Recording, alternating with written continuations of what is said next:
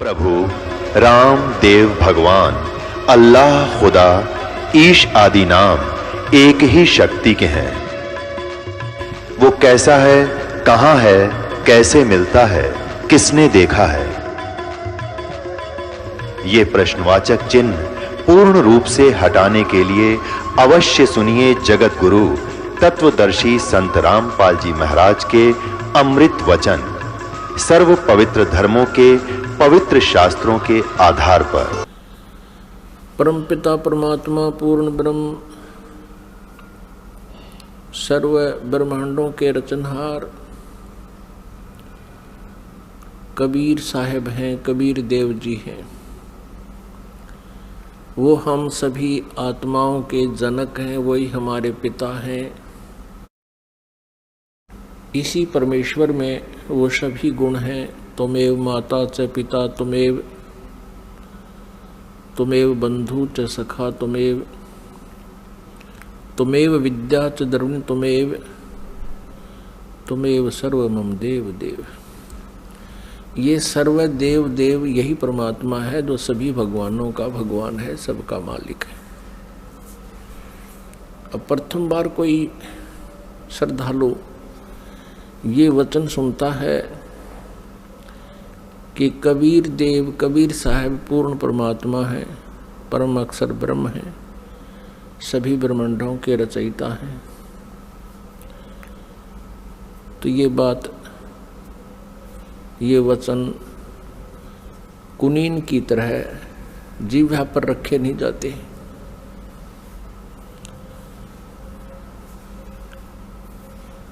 क्योंकि हमने जो ज्ञान सुना हुआ है वो लोक वेद सुन रखे है, वो दंत कथा सुन रखी है।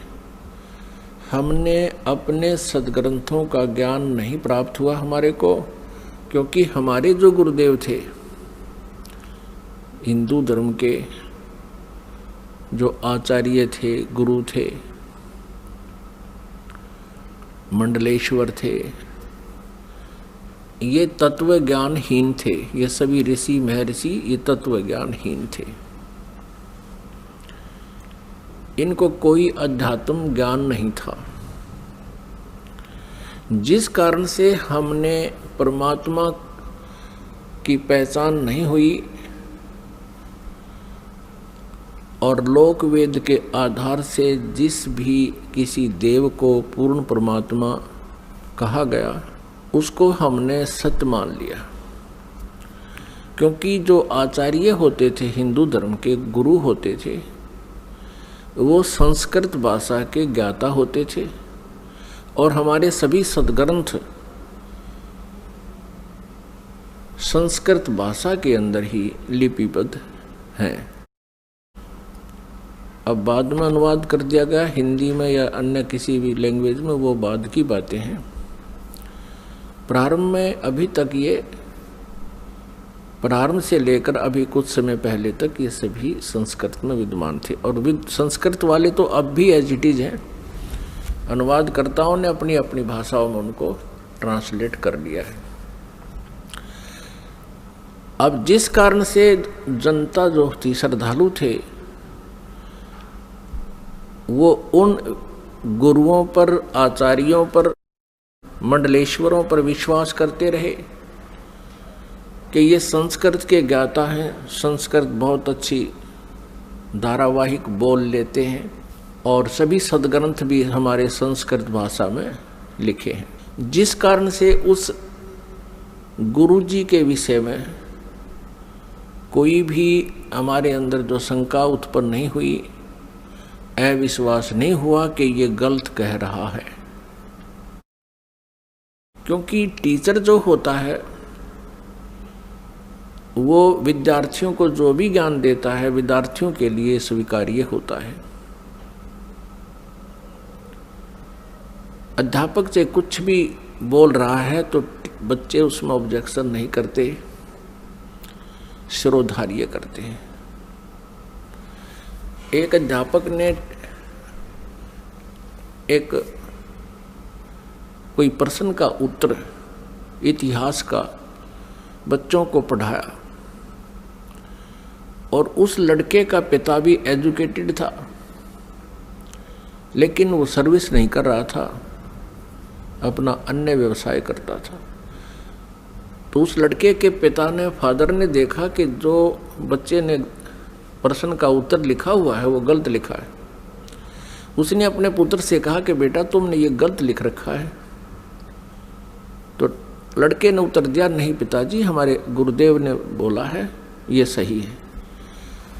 तो पिताजी ने कहा, नहीं बेटा इसको ठीक कर लो। तो लड़का बोला, नहीं पिताजी बिल्कुल नहीं करूँगा, ये हमारे गुरुजी ने बोला है, हमारे गुरुजी ने कहा है, हमारे अध्यापक ने कहा है। तो पुण्यात्मा, आज वही सतिथि आ चुकी है। ये जितने भी आचार्य गुरु थे, ये भाषा संस्कृत तो अवश्य जानते थे, लेकिन आध्यात्मिक ज्ञान से ये अपरिचित थे, जिस कारण से ये आज तक भी हमें हमारे सदग्रंथों के गूढ़ रहस्यों को नहीं बता पाए।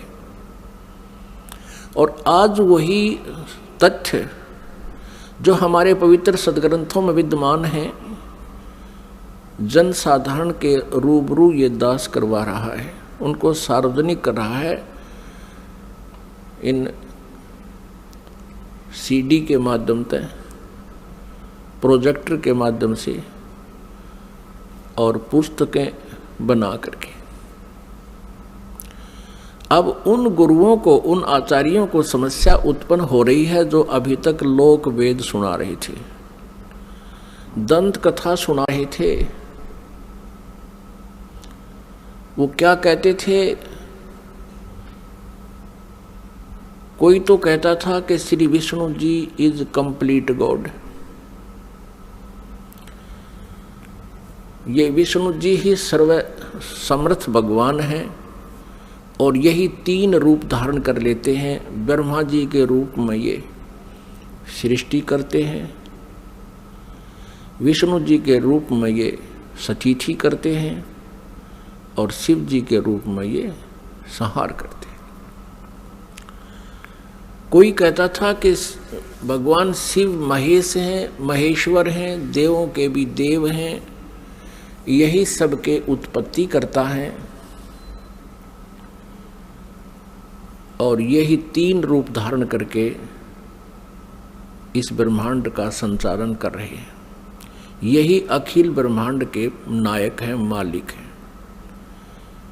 ब्रह्मा जी का रूप धारण करके ये सृष्टि करते हैं, विष्णु जी का रूप धारण करके ही ये सतिथि करते हैं और स्वयं शिव रूप में ये सबका संहार करते हैं।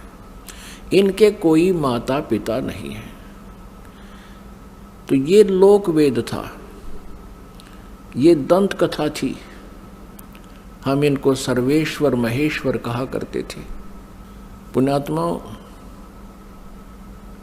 जिस मार्ग पर हम चलते हैं, हम अपना सफर तय करने के लिए उद्धत होते हैं, तो उसकी जानकारी हमें थोरोली होनी चाहिए, कंप्लीट होनी चाहिए, फिर उस पर चलने का लाभ है। और यदि हम जाना चाहते हैं हिसार से दिल्ली और हम चल पड़े हिसार से सरसा की ओर, तो हमारा चलना व्यर्थ है। चाहे हम कितनी स्पीड से जा रहे हैं, कितनी गाड़ी को दौड़ा रहे हैं, वो व्यर्थ है।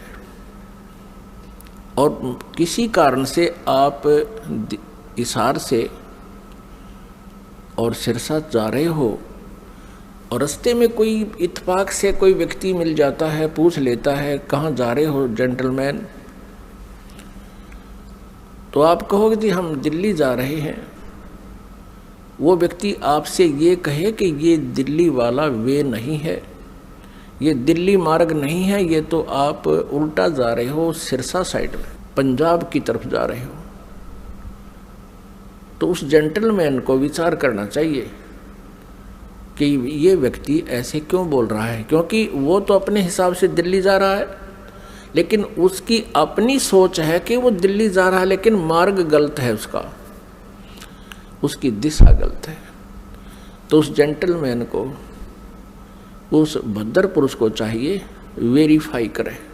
और वेरीफाई करने का सबसे इजी तरीका ये है, या तो किसी और व्यक्ति से पूछे और वो भी यही कह रहा है और आपका नहीं यकीन हो रहा तो फिर मैप देखे, मैप अपना मानचित्र देखे और पूछे मैं कहाँ खड़ा हूँ, तो वो लिखा है शहर का नाम कि आप यहाँ सिरसा आ चुके हो, सिरसा से 10 किलोमीटर दूर खड़े हो। तो फिर मानचित्र भी यही बता रहा है और सामने वाला जो बद्दर पुरुष आपको बताना चाहता है कि आपकी दिशा गलत है, तो फिर क्या करना चाहिए? उस समझदार व्यक्ति होगा तो तुरंत मुड़ जाएगा। वो ये ना देखेगा मैंने इतना सफ़र तय कर लिया, अब मेरा क्या बनेगा इतने सफ़र का। वो तुरंत मुड़ जाएगा और उस भूल को सुधारेगा। ठीक इसी प्रकार जो भक्तात्मा गलत साधना कर रहे हैं वो कुमार्ग पर जा रहे हैं। जिन पुण्यात्माओं को ये ज्ञान गलत प्राप्त है वो कुमार्ग पर जा रहे हैं। परमात्मा पाने वाला वो मार्ग नहीं है। और आपको अब ये दास कह रहा है कि आप गलत मार्ग पर जा रहे हो, इससे वापस हो जाओ। और आप चले गए हो 50-60 किलोमीटर दूर कुमार्ग पर और वहाँ आपको पता चलता है कि आप गलत आ गए, तो आपकी समझदारी है कि तुरंत वापस हो जाना चाहिए। और यदि आप ये सोचो कि अब इतने सफ़र का मैंने तय कर लिया, ये तो व्यर्थ गया, मैं तो वापस नहीं होऊंगा, तो ये बुद्धिमत्ता नहीं, ये तो मूर्खता कही जाएगी। इसी प्रकार आप जी किसी भी इस गुरु इष्ट संत के पास किसी भी इष्ट की पूजा कर रहे हो और आपने किसी ने 5 वर्ष, किसी ने 10 वर्ष, किसी ने 20 वर्ष, किसी ने 30 वर्ष भी हो चुके हैं, वहाँ डले ढो रहे हैं। आज आपको ये पता चलता है कि आपका मार्ग गलत है, तो आप जी को चाहिए, क्या चाहिए? अब इसमें कहने की आवश्यकता नहीं गनी, बुद्धिमान को संकेत बहुत है। आपको चाहिए कि तुरंत उस मार्ग को त्याग कर, ये नहीं सोचना चाहिए कि 20 वर्ष की साधना का मेरा क्या होगा, 30 वर्ष की साधना मैंने इस पंथ में कर ली, मेरा क्या होगा। वो तो हो चुका है, तेरा जो होना था वो तो बर्बाद हो चुके हो तुम। आप जी को मार्ग पर इतनी सफ़र कर चुके हो 100 किलोमीटर, इससे वापस होना ही हितकारी है। आपका इसी में शुभ है, तुरंत वापस हो जाओ, त्याग दो उसको। अब परमात्मा कहते हैं भेड़ा देखा दरदरा उत्तर चले फड़क। पहले बेड़ा होता था, बेड़े चला करते थे, दरिया पार करने के लिए नौका भी नहीं होती थी, तो उसमें बेड़ा बनाया करते थे। बेड़ा, वो बेड़ा तो आपको याद नहीं होगा, लेकिन ये समझ ले नौका है।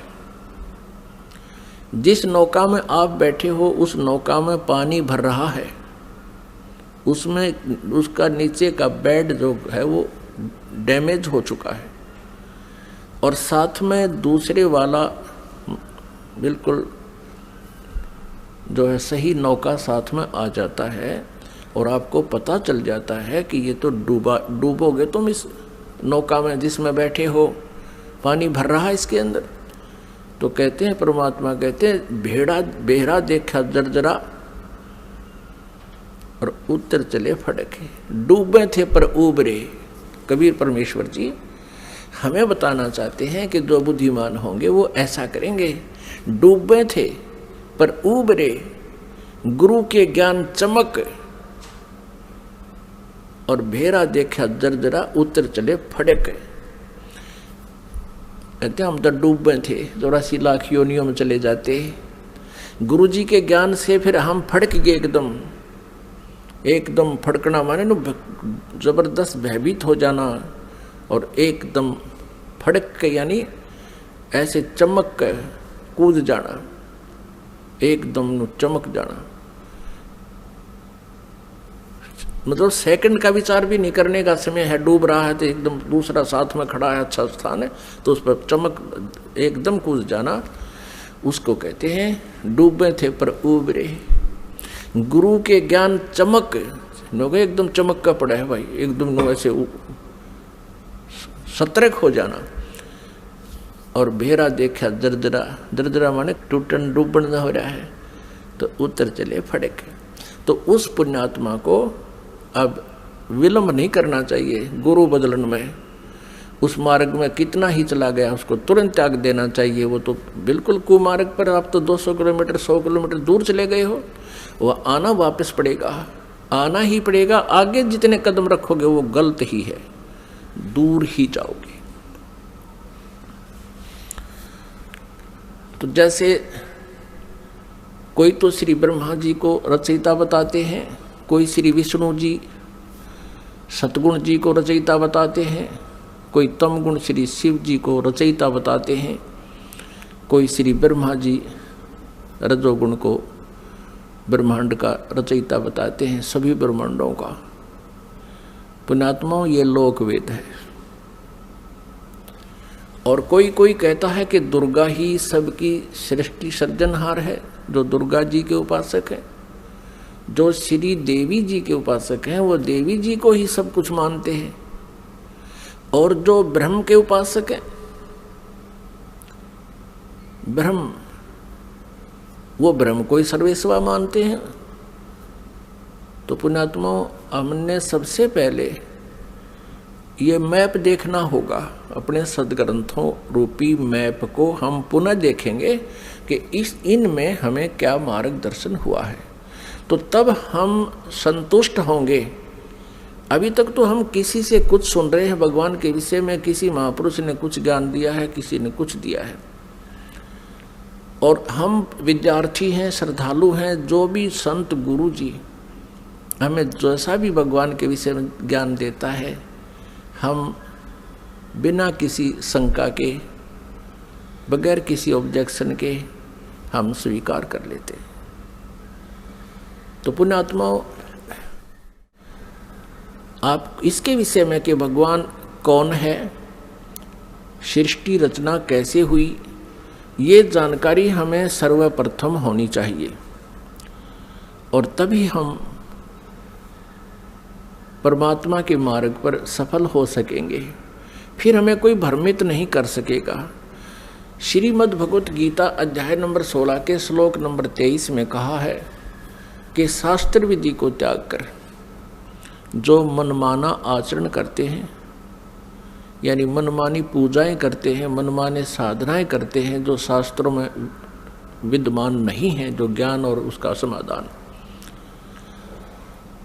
वो साधना व्यर्थ है। न उनकी गति होती है, न उनको कोई सुख प्राप्त होता है, और न ही उनको कोई सिद्धि प्राप्त होती है, अर्थात व्यर्थ, यूजलेस। फिर तुरंत ही 24वें श्लोक में 16वें अध्याय में कहा है गीता जी में कि इससे तेरे लिए अर्जुन कर्तव्य और अकर्तव्य की व्यवस्था में, कर्तव्य मीन जो भक्ति कर्म हमने करने चाहिए और जो ना करने चाहिए, जो त्यागने चाहिए और जो ग्रहण करने चाहिए, उनके लिए सदग्रंथ ही प्रमाण है। किसी की दंत कथा पर विश्वास मत करना। फिर गीता जी अध्याय नंबर 2 के श्लोक नंबर 53 में कहा कि अर्जुन, जिस समय तेरी बुद्धि भिन्न भिन्न प्रकार के भ्रमित करने वाले ज्ञानों से, वचनों से हटकर केवल एक तत्व ज्ञान पर, परमात्म ज्ञान पर स्थिर हो जाएगी, तब तू योग को प्राप्त होगा, तब तो तू भक्त बनेगा, तब तो तेरी भक्ति प्रारंभ होगी। जब तू एक ज्ञान पर, शास्त्र अनुकूल ज्ञान पर तू स्थिर हो जाएगी तेरी बुद्धि, फिर तू डगमग ना हो करके सीधे सुमार्ग पर चल पड़ेगा। फिर जितने भी कदम इस भक्ति सफर में रखेगा वो तेरे शुभ होंगे, लाभदायक होंगे। अब सृष्टि रचना के बारे में बहुत से असमंजस हैं। जैसे जैन धर्म के व्यक्ति, श्रद्धालु, आचार्य, मुनि, वो कहते हैं कि इस सृष्टि का कोई रचयिता नहीं, कोई इसका संहार करता नहीं, अनादि है, अपने आप बनती है, अपने आप ये चलती है। ऐसा ही नहीं, और भी बहुत से श्रद्धालु हैं। कोई कहते हैं विष्णु जी ने इसकी रचना की है, जैसे अब पीछे हम बता चुके हैं। इसके विषय में आप जी को विशेष डिटेल से बताएंगे। परमेश्वर कबीर देव जी का जो प्रसंग चला था कि ये पूर्ण परमात्मा है, पूर्ण ब्रह्म है, कंप्लीट गॉड है, ये विश्वास आप जी को नहीं हो सकता जब तक हम इनके गुणों से परिचित नहीं होंगे। और गुण कहाँ होते हैं? उनके जीवनी में, उनके इतिहास में लिखे होते हैं। जैसे विष्णु जी, श्री शिव जी, श्री विष्णु जी, श्री ब्रह्मा जी, इनकी जानकारी भी इनकी जीवनी में, इनके इतिहास में लिखी है, पुराणों में। और परमेश्वर कबीर जी की महिमा सूक्ष्म वेद में लिखी है, सूक्ष्म वेद में। आदि शंकराचार्य जी के इतिहास में दास ने पढ़ा, उन्होंने भी सूक्ष्म वेद का समर्थन किया है। आदि शंकराचार्य ने कहा है कि 4 वेद, ऋग्वेद, यजुर्वेद, सामवेद और अथर्ववेद, ये तो अवेलेबल हैं, लेकिन सूक्ष्म वेद वो 5वां है। उसके विषय में उन्होंने कहा कि वो कैलाश पर्वत पे है। अब कारण क्या है कि 5वें वेद को इस काल ने, ब्रह्म ने नष्ट कर दिया, सूक्ष्म वेद को। उस सूक्ष्म वेद को देने के लिए परमेश्वर स्वयं यहाँ आते हैं, अपने सतलोक से चलकर, मुक्ति धाम से, सनातन परम धाम से गति करके यहाँ आते। उस छुपे हुए ज्ञान को जो काल भगवान ने, ब्रह्म भगवान ने नष्ट कर दिया, यानी छुपा रखा है, वो किसी तक नहीं आने देता। तो उस 5वें वेद को परमात्मा बताने के लिए आते हैं। उस 5वें वेद में लिखा है, और उस वेद को, उस ज्ञान को परमात्मा ने 600 वर्ष पहले अपने मुखारविंद से, अपने मुख कमल से बोला था। इसलिए गीता जी अध्याय नंबर 4 के श्लोक नंबर 32 में कहा है कि अर्जुन, गीता जी अध्याय नंबर 4 के श्लोक नंबर 25 से लेकर 31 तक बताया गया है, कोई देवताओं की पूजा करता है, कोई स्वाध्याय ही करता है, कोई तीक्ष्ण अहिंसावादी व्रतों पर ही आधारित है, कोई प्राणायाम आदि करके ही अपनी साधना को सफल मानता है। ये इस आध्यात्मिक ज्ञान का, धार्मिक यज्ञों का, यज्ञ माने अनुष्ठानों का विस्तार से विवरण 4थे अध्याय के 32वें श्लोक में कहा है कि वो सच्चिदानंद घन ब्रह्म की वाणी में विस्तार से कहा गया है। यहाँ अनुवादकर्ताओं ने श्रीमद् भगवत गीता अध्याय 4 श्लोक 32 में अनुवादकर्ताओं ने ज्ञान न होने से अनर्थ कर दिया। उसमें लिखा ब्रह्मण मुखे, मूल पाठ में ब्रह्मण मुखे लिखा है, अनुवादकर्ताओं ने लिख दिया ब्रह्मण मुखे का अर्थ लिख दिया वेद की वाणी में। वो गलत लिख दिया, वो गलत अनुवाद किया है। ब्रह्मण मुखे माने सच्चिदानंद घन ब्रह्म की वाणी में, जो अपने मुख से, मुखे माने अपने मुख से मालिक ने जो बोली है, उस मुख से बोली हुई वाणी में विस्तार से कहे गए हैं, और वो है कबीर वाणी। ब्रह्मण का अर्थ यहाँ इन्होंने गलत कर दिया, वेद लिख दिया। और गीता जी अध्याय नंबर 17 के श्लोक नंबर 23 में ओम तत्सत इति निर्देश है ब्रह्मण त्रिविद समर्थ है, वहाँ ब्रह्मण का अर्थ इन्होंने ठीक किया है, क्योंकि वहाँ विचलित नहीं हुए। ये सच्चिदानंद घन ब्रह्म लिखा है ब्रह्मण का अर्थ, तो यहाँ 4थे अध्याय के 32वें श्लोक में भी ब्रह्मण का अर्थ लिखना पड़ेगा, सच्चिदानंद घन ब्रह्म की वाणी में विस्तार से कही गई। फिर 4थे अध्याय के 34वें श्लोक में कहा कि वो तत्व ज्ञान है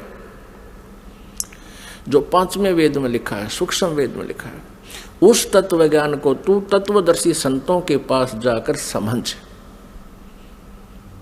उनको दंडवत प्रणाम करने से, कपट छोड़ के विनम्र भाव से प्रसन्न करने से वो तत्वदर्शी संत तुझे उस परमात्म तत्व का ज्ञान कराएंगे।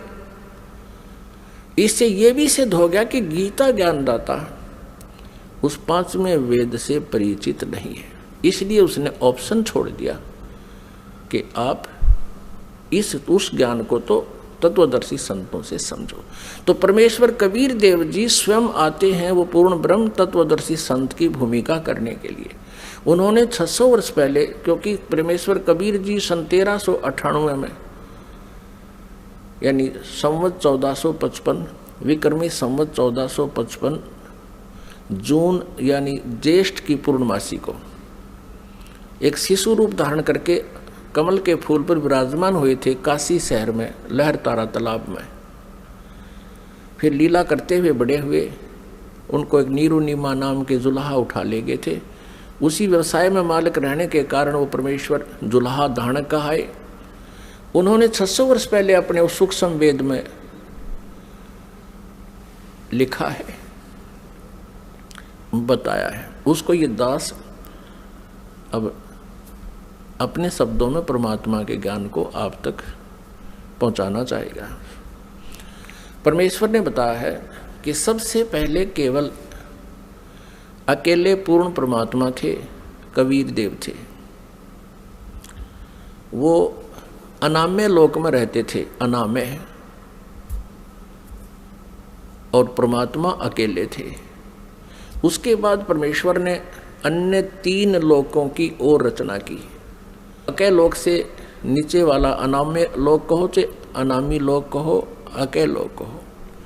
अकय लोक से नीचे अगम लोक है, उससे नेक्स्ट अलख लोक है, और फिर उससे जो तीसरा स्थान नीचे सत्यलोक है, जिसको सनातन परमधाम कहते हैं। और सत्यलोक में परमात्मा सत्य पुरुष नाम से विद्यमान है। एक ही परमेश्वर ने अपने अन्य 3 रूप और बनाए। तो इस प्रकार प्रत्येक लोक में परमात्मा अलग अलग नामों से, अलग अलग स्थिति से स्वयं ही विराजमान हुए। अब सतलोक के अंदर सृष्टि रचना प्रारंभ की। अपुण्य आत्माओं, जैसे केवल पृथ्वी लोक पर ही, इस पृथ्वी ग्रह पर ही सृष्टि जो है विद्यमान है, और अन्य ये जितने ग्रह हैं, मंगल ग्रह, बुध ग्रह, ये शनि ग्रह, ये सब खाली पड़े हैं। इसी प्रकार सतलोक के अंदर परमात्मा सत्य पुरुष कबीर देव जी, जिसको परम अक्षर ब्रह्म भी कहते हैं, उन्होंने वहाँ सतलोक में रचना शुरू की। एक वचन से 16 द्वीप बना दिए, 16 द्वीप, और फिर एक एक वचन से एक एक पुत्र की उत्पत्ति कर दी। उन 16 पुत्रों को प्रत्येक द्वीप में रहने का आदेश दे दिया, और अपने उन 16 पुत्रों में से एक पुत्र का नाम अचिंत है। अचिंत से कहा कुछ समय के उपरांत आगे सृष्टि रचना करो। परमात्मा ये दिखाना चाहते थे उन पुत्रों को कि समर्थ के बिना कोई भी प्रयत्न करता है वो सफल नहीं होता। कहते हैं ना, जिसका काम उसी को साजे और करे तो मूर्ख बाजे। अचिंत ने अपने वचन से एक व्यक्ति उत्पन्न किया, उसका नाम रखा अक्षर पुरुष। अब उस अचिंत ने अपने द्वारा उत्पन्न पुत्र को वचन से जो उत्पन्न किया था उसको ही अविनाशी पुरुष मान लिया, उसको अक्षर पुरुष नाम से संबोधित किया, और उसे कहा कि तू मेरा सहयोग करना सृष्टि रचने में। वहाँ परमात्मा ने प्रत्येक द्वीप में जब द्वीप रचना की, प्रत्येक द्वीप में मानसरोवर की भी रचना की। एक अलग से मानसरोवर भी, कॉमन मानसरोवर भी रचना की। तो वो अक्षर पुरुष मानसरोवर में जाके नहाने लगा। नहाते नहाते गहरा चला गया और वहाँ वो पानी में ही सो गया, निंद्रा आ गई। अपुनात्माओं, सतलोक के अंदर श्वासों से शरीर नहीं है। बहुत समय तक वो बाहर नहीं आया। तब परमेश्वर कबीर देव जी ने उसी जल से जल लिया हाथ में अपनी वचन शक्ति से उसको जादूगर की तरह एक अंडा बना दिया। उस अंडे में एक जीवात्मा प्रवेश करती, उस अंडे को छोड़ दिया उस मानसरोवर में, वो गड़गड़ गड़गड़ करता हुआ नीचे पहुंचा। तो वो अक्सर पुरुष की जो अधूरी निंद्रा भंग होगी, जिस कारण से वो कुछ कोपित हो गया, उस कोपित दृष्टि से उसने अंडे की तरफ देखा कि किसने मुझे डिस्टर्ब किया है। उस कोप से वो अंडा फट गया, अंडा दो भाग हो गया, उसमें से ये ब्रह्म निकला। अब आगे चल के इसी इतिहास में, इसी लीला कहानी में, अमर कथा में, यह सत्यनारायण कथा जो दास आपको सुना रहा है, अभी तक जो विष्णु जी को सत्यनारायण मानकर सत्यनारायण कथा कहा करते थे, वो सत्यनारायण कथा नहीं थी। अब ये है सत्यनारायण कथा। सत्यनारायण माने अविनाशी भगवान की कथा। तो उसमें से ये ब्रह्म निकला। आगे चल के आप 3 प्रभुओं से परिचित होंगे जो ब्रह्मा विष्णु महेश जी से भिन्न है।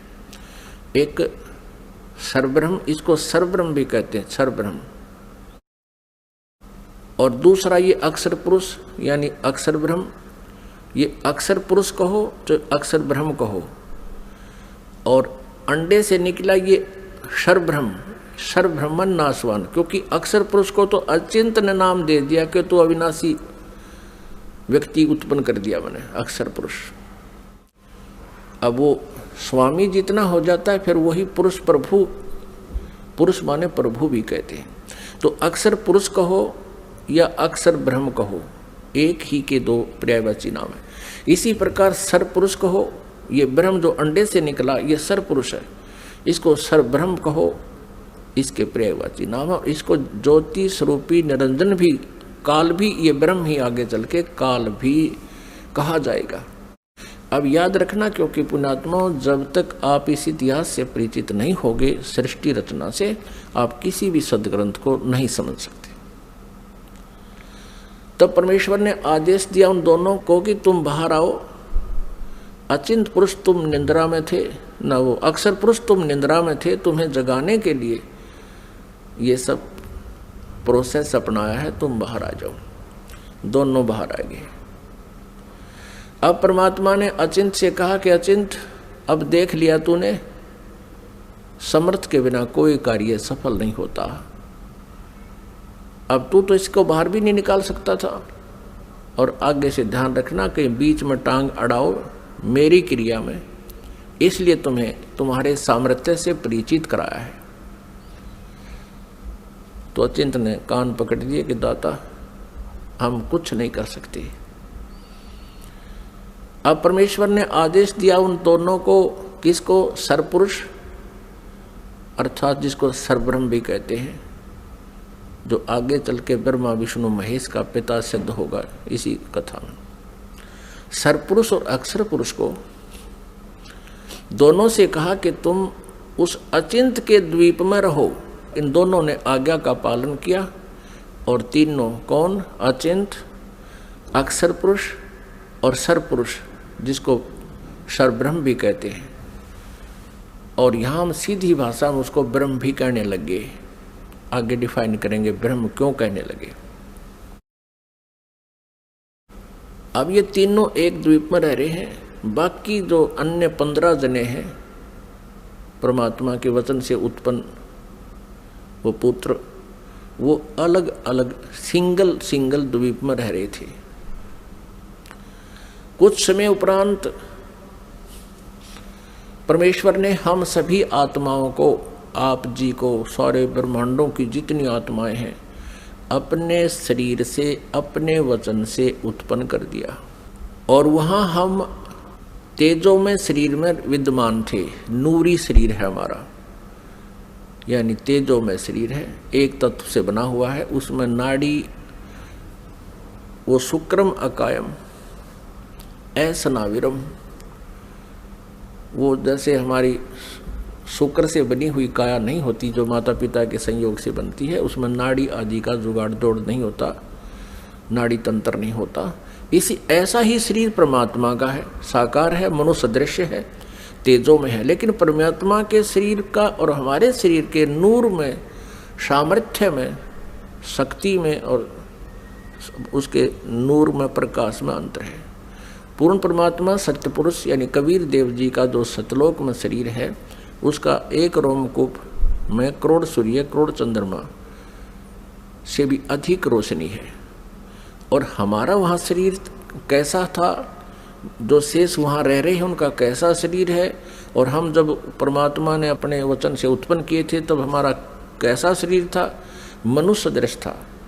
और हमारा शरीर 16 सूर्य जितने प्रकाश युक्त था, हमारे पूरे बॉडी का शरीर 16 सूर्य जितना तेज था यहाँ की जो सूर्य, लेकिन गर्मी ना हो। हम सभी वहाँ रहने लगे, वहाँ कोई दिक्कत नहीं थी, किसी प्रकार का कोई अभाव नहीं था, वहाँ जरा और मरण नहीं था, वहाँ जन्म मृत्यु नहीं होता था और बुढ़ापा भी नहीं आता था वहाँ पर। अपने आत्माओं यहाँ विचार करना कि हम यहाँ कितने दुखी हैं और फिर भी हम ये सोचे हैं हमारी मृत्यु ना हो, और जबकि हमें पता है कि मृत्यु तो डेफिनेट होगी, यहाँ का विधान है, और फिर भी हमारी मरने की इच्छा नहीं। कारण क्या है कि हम ऐसे लोक में रहा करते थे जहाँ मृत्यु नहीं होती थी, जिस कारण से हमें ये मरना अच्छा नहीं लगता। और बिल्कुल ठीक है, वे क्यों तो जन्म हुआ था और फिर क्यों मारे। 30, 40, 50, 60, 70, 80 वर्ष तो हम ये मकान मकून बनाने में लावा, फिर इसमें रहने पाते ना, 1 मिनट में कड़च कर देता है यहाँ का भगवान। तो वहाँ जरा और मरण नहीं था, जरा माने बुढ़ापा। अब कोई भी बूढ़ा होना पसंद नहीं करता, सबने सोचा मैं युवा दिखूं। और ये बड़े बड़े नेता तो सर्जरी करा कर मेकअप करना चाहें, कब तक करोगे, 10 साल पाछे फिर फ्यूज होगे। तो कहने का भाव ये है कि हमारी नेचर है ऐसी कि हम युवा दिखें, लेकिन यहाँ तो बनावटी आर्टिफिशियल है सारा, और वहाँ ओरिजिनल था, तो हम वहाँ ऐसे रहते थे। कुछ दिनों के उपरांत, यानी दिन नहीं है वहाँ पर, क्योंकि दिन हम वैसे बोल देते हैं, वहाँ दिन रात नहीं होती, तेजों में प्रकाश में वो लोक है, प्रकाश में सब आत्माएं हैं, प्रकाश में परमात्मा है। वहाँ सूर्य उदय और अस्त नहीं होता।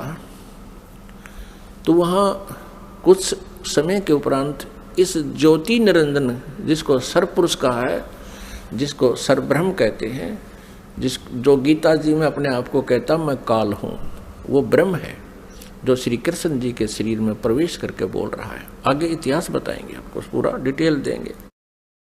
इसको धैर्यपूर्वक सुनना इस कथा को, क्योंकि ये पहली बार जो सुनता है उसको ऊट पटांग सी लगती है, लेकिन कुछ समय के बाद प्रमाण जब देखोगे आपको स्वीकार करना पड़ेगा और होगी स्वीकार्य। कुछ समय उपरांत इस सर्वपुरुष में एक खरपतवार उत्पन्न हुआ, खुरापात उत्पन्न हुआ। इसने सोचा कि हम 3 जने तो एक द्वीप में और हमारे अन्य भाई एक द्वीप में रह रहे हैं, तो वहाँ ये विधान का पता चला कि तप से राज्य प्राप्त होता है। उसने खड़ा होकर के एक पैर पर तप किया और 70 युग, यहाँ के 70 युग तक तप किया। तब पूर्ण परमात्मा ने, सत्य पुरुष ने, कबीर देव जी ने पूछा कि पुत्र तू किस लिए ये तप कर रहा है, क्या इच्छा है तेरी।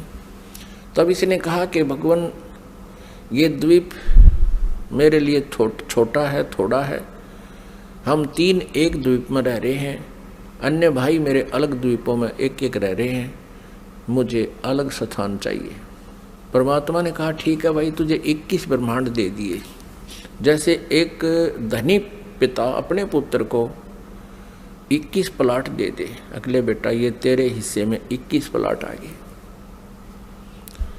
अब उन प्लाटों को पाकर, 21 ब्रह्मांड को पाकर, ये सर्वब्रह्म, हम संत लैंग्वेज में इसको क्षर ब्रह्म कहते हैं। क्षर ब्रह्म, क्षर अक्षर, अक्षर तो ये अक्षर ब्रह्म तो ये परब्रह्म है जो अचिंत के वचन से उत्पन्न हुआ, और सर्वब्रह्म है ये परमात्मा के वचन से अंडे से उत्पन्न हुआ। ये सर्वब्रह्म जो है 21 ब्रह्मांडों में, कभी उसमें जा कभी उसमें सैर सपट्टे करे देख रहा है इनको। फिर मन में इसने सोचा कि इनमें कुछ कंस्ट्रक्शन होनी चाहिए। इस उद्देश्य से इसने फिर सत्ययुग तब फिर किया। तब परमेश्वर ने पूछा भी अब क्या चाहता है, प्लाट तेरे को दे दिए, 21 ब्रह्मांड दे दिए। तब इसने कहा प्रभु कुछ कंस्ट्रक्शन का यानी कोई रचना सामग्री दो मुझे, ताकि मैं कुछ उसमें रचना बना करूं। यानी अब जैसे प्लाट दे दिए, उसके पास तो फिर भी कुछ को नहीं, पिता से मांगता है कुछ पैसे दो या ईंट सीमेंट मटेरियल अवेलेबल कराओ। तब परमेश्वर कबीर देव जी ने इस सर पुरुष को, क्षर ब्रह्म को 5 तत्व और 3 गुण दे दिए। अगले बेटा बना खिलौने रखे दिन से, इनको पाके बड़ा प्रसन्न हुआ। फिर इसने सोचा कि मैं इसमें कंस्ट्रक्शन भी कर लूँगा, तो फिर अकेला कैसे दिल लगेगा मेरा। इसने सोचा कि कुछ आत्माएं भी मैं प्राप्त करूं भगवान से। इस क्षर ब्रह्म ने, इस काल भगवान ने फिर तप फिर प्रारंभ किया, एक पैर पे खड़ा होकर। तो उधर से हम यहां इसके जाल में कैसे फंस गए, ये एक बहुत विशेष विचारणीय समय जो है ना बात है पुण्यात्माओं, एक विशेष विचारणीय विषय है कि हम क्यों फंसे। फिर चल इसने तो ऐसा कर लिया, प्राप्त हुआ अलग से, हम इसके साथ कैसे, हम जो फंसे हुए हैं ये इसके साथ फंसे हुए हैं, इस ब्रह्म के क्षर ब्रह्म के साथ हम यहाँ आ गए, जिस कारण से हम यहाँ दुख पा रहे हैं। अपने पिता को छोड़ाए जहाँ कोई अभाव नहीं था, कोई जन्म मृत्यु नहीं थी। तो हम कैसे फंसे कि हम वहाँ देख रहे थे इसके तप को, और जब ये खड़ा होकर तप कर रहा था, एक पैर पे खड़ा होकर, हम सभी इस पर आसक्त हो गए, इतने आसक्त हो गए। ओहो देख कितने दिन से एक पैर पे खड़ा है, कभी इस पैर को कर लेता है, कभी उस पैर पे खड़ा हो जाता है, और ऐसे करके खड़ा है कभी। तो हम इसकी इन अदाओं से इतने प्रभावित हो गए, हम अपने भगवान से भी दिल हटा बैठे। जो हमें सर्व सुख दे रहा था, सब सुविधाएं उपलब्ध करा रहा था, हम उससे हटकर इसके ऊपर आसक्त हो गए। तो पुण्यात्माओं, यही बीमारी, यही स्वभाव आप और हम सभी को वहाँ से लगी थी। जैसे यहाँ के हीरो और हीरोइन, अभिनेता अभिनेत्री अपने पेट के लिए, रोजी रोटी के लिए एक्टिंग करते हैं, अदाएं करते हैं, उछल कूद करते हैं, और ये युवा वर्ग बच्चे उनको देखकर इतने आसक्त हो जाते हैं, पूछो मत। और यदि कोई हीरो या हीरोइन यानी कोई अभिनेता या अभिनेत्री यहाँ बरवाला में आ जा या हिसार में आ जावे, फिर देखो इन बच्चों के, कॉलेज वालों के और जवान बच्चों की वहाँ कैसे भीड़ उमड़ कर जाती है, और कम से कम 200, 300, 400 फुट से दूर खड़े खड़े देखते हैं कि देखो वो खड़ा, वो है वो फलाना नेता अभिनेता, वो खड़ी, वो है फलानी अभिनेत्री। अब वो तो अपने पेट के लिए कर रहा है सारे काम, और वो बच्चे बेमतलब वहाँ जा रहे हैं उसको देखने के लिए। लेना एक न देने दो, क्या देगा उनको वो, और धक्के खा के सामने भूखे अपने वापस आ जाते हैं। ठीक इसी प्रकार हम इस काल पर आसक्त हो गए और भगवान से हमारा हृदय हट गया। परमेश्वर कबीर देव जी ने बहुत बार आकाशवाणी की कि कोई भी इस ज्योत निरंजन के इस ड्रामे को मत देखे, इस पे प्रभावित ना हो, आप अपना मालिक में ध्यान रखो। लेकिन हम ऊपर से तो सावधान हो गए, जैसे हम बिल्कुल इसको नहीं चाहते, लेकिन अंदर से कसक नहीं गई। वो तो अंतर्यामी है परमात्मा। तो उस समय परमात्मा के बार बार कहने पर भी हम इस काल से अपना मन नहीं हटा सके, अपनी आत्मा को नहीं हटा सके, और अंदर से इसमें चाह बनी रही। अब इसने तीसरी बार जब तप शुरू किया, इसने परमेश्वर से चाहा कि मैं कुछ आत्मा प्राप्त करूं। जब परमेश्वर ने इससे पूछा, जब इसने 64 युग तप कर लिया तीसरी बार, तब पूछा कि क्या चाहता ज्योति निरंजन, जो आपने मांगा था वो मैंने आपको दे दिया, अब तू क्यों हट कर रहा है। तब इसने कहा, ज्योति निरंजन ने यानी क्षर पुरुष ने कहा कि प्रभु मुझे कुछ आत्माएं दे दो, मैं अकेला वहां नहीं रह सकता, 21 ब्रह्मांडों में अकेला कैसे रहूंगा। तब परमेश्वर ने कहा कि भी देखो, तेरे तप के बदले में 64 युग जो तप किया, इसके बदले में और राज्य दे सकता हूं, और वस्तु मांग ले वो दे सकता हूं, लेकिन ये आत्मा नहीं दे सकता, क्योंकि ये मेरी आत्मा है। अब ये मेरे वचन से उत्पन्न हुई है, मेरा अंश है, अपने अंश को मैं कैसे दे सकता हूं। लेकिन परमात्मा ने एक ऑप्शन रख दिया कि इसमें एक ऑप्शन है कि यदि वो स्वयं स्वेच्छा से कोई जाना चाहता तेरे साथ तो जा सकते, लेकिन मैं अपनी तरफ से उनको नहीं डाल सकता कुएं में। तब ज्योति निरंजन हमारे पास आया, ये क्षर पुरुष हमारे पास आया। जितनी आत्माएं आज इसके ब्रह्मांडों में हम कैद हो गए, यहाँ कष्ट उठा रहे हैं, ये सभी आत्माएं इसके चारों तरफ उमड़ कर खड़ी होगी। जैसे हीरो आता है, अभिनेता आता है। इसने कहा हमसे कि मैंने पिताजी से 70 युग तप करके बहुत बड़े ब्रह्मांड प्राप्त किए हैं, वहाँ पर स्वर्ग बनाऊंगा, महास्वर्ग बनाऊंगा, हीरे पन्ने लालों के मैं पहाड़ बनाऊंगा, वहाँ दूधों की नदी बहाऊंगा, और तुम चलोगे मेरे साथ। अब हम तो पहले ही उसको चाह रहे थे, चाहे वो कुछ भी ना बनाता, उसको चाह रहे थे, उसके ऊपर आसक्त हो चुके थे। तो सभी ने कहा कि हम तैयार हैं आपके साथ चलने को, लेकिन यदि पिताजी आज्ञा दे देंगे तो हम जा सकेंगे। इस क्षर पुरुष ने परमेश्वर कबीर देव जी से, पूर्ण ब्रह्म से, परम अक्षर ब्रह्म से प्रार्थना की, आकर के वापस प्रभु के पास जाकर के करबद्ध खड़ा होकर के कहा कि परमेश्वर, कुछ आत्माएं मेरे साथ जाने को सहमत है।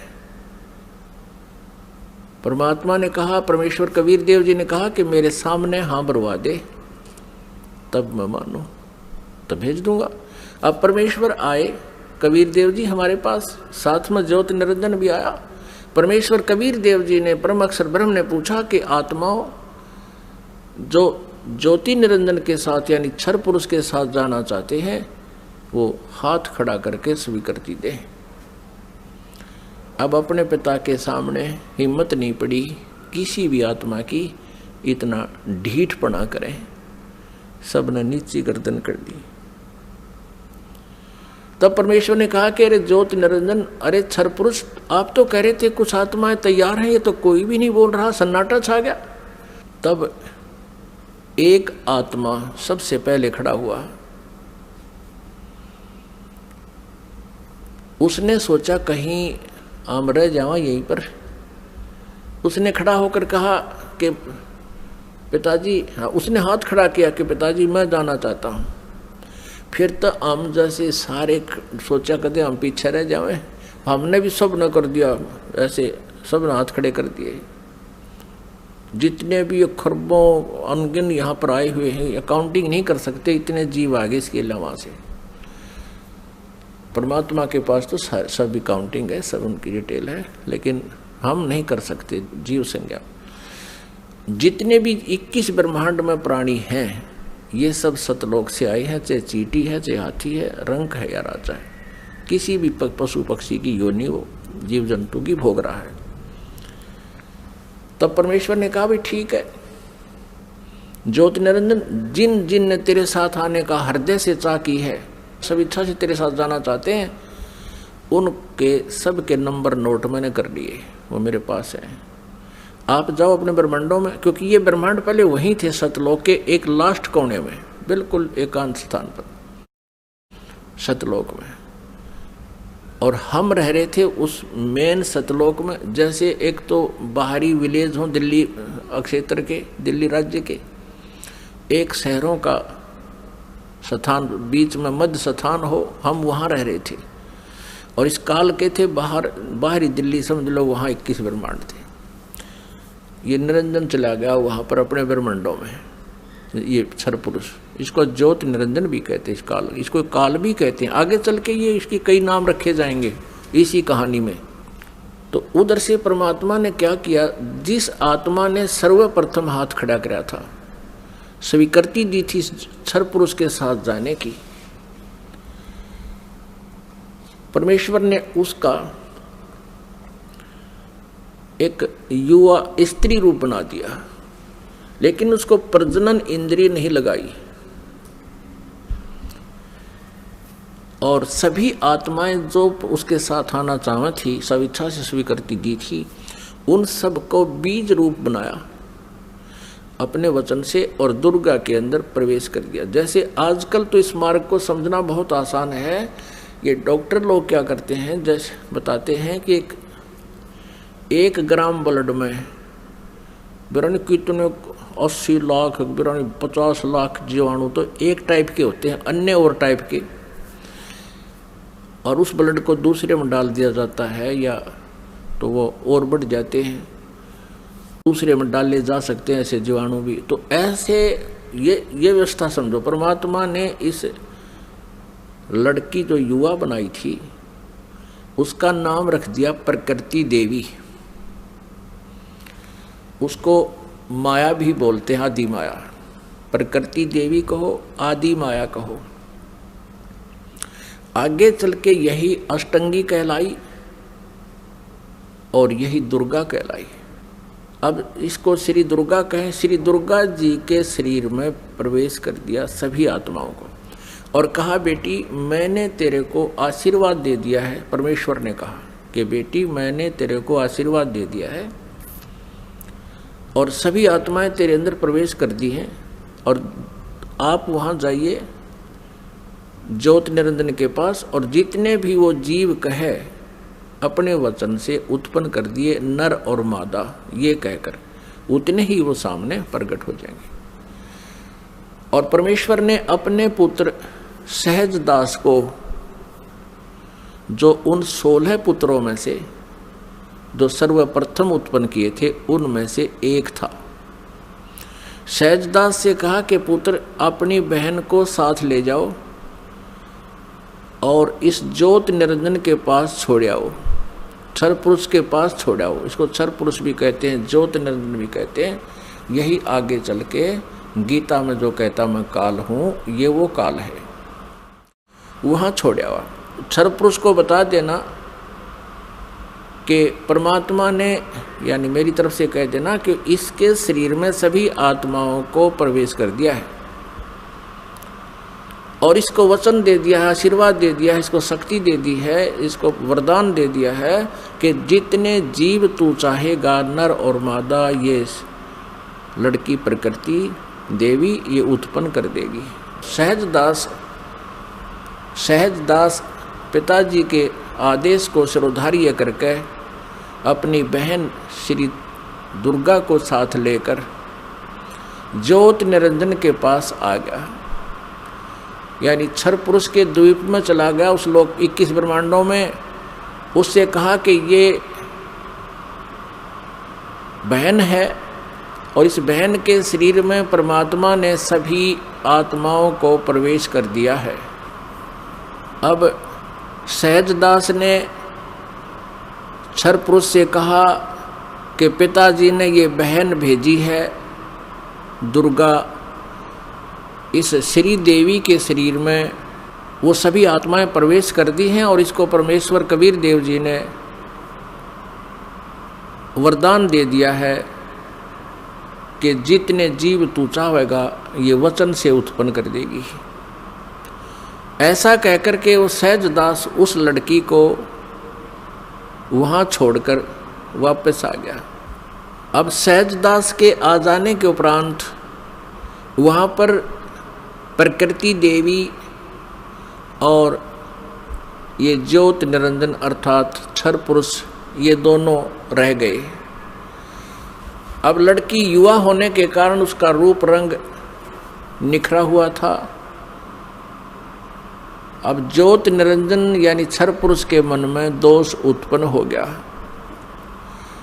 अकेली युवा लड़की को देखकर उसने उस लड़की के साथ, दुर्गा के साथ, श्री देवी के साथ दुर्व्यवहार करना चाहा।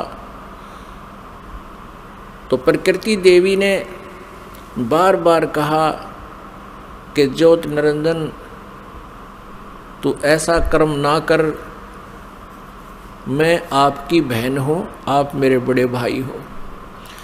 आपकी उत्पत्ति परमेश्वर कबीर देव जी से, सतपुरुष से, अंडे से हुई, उसके बाद हमारी भी उत्पत्ति उसी परमेश्वर ने की।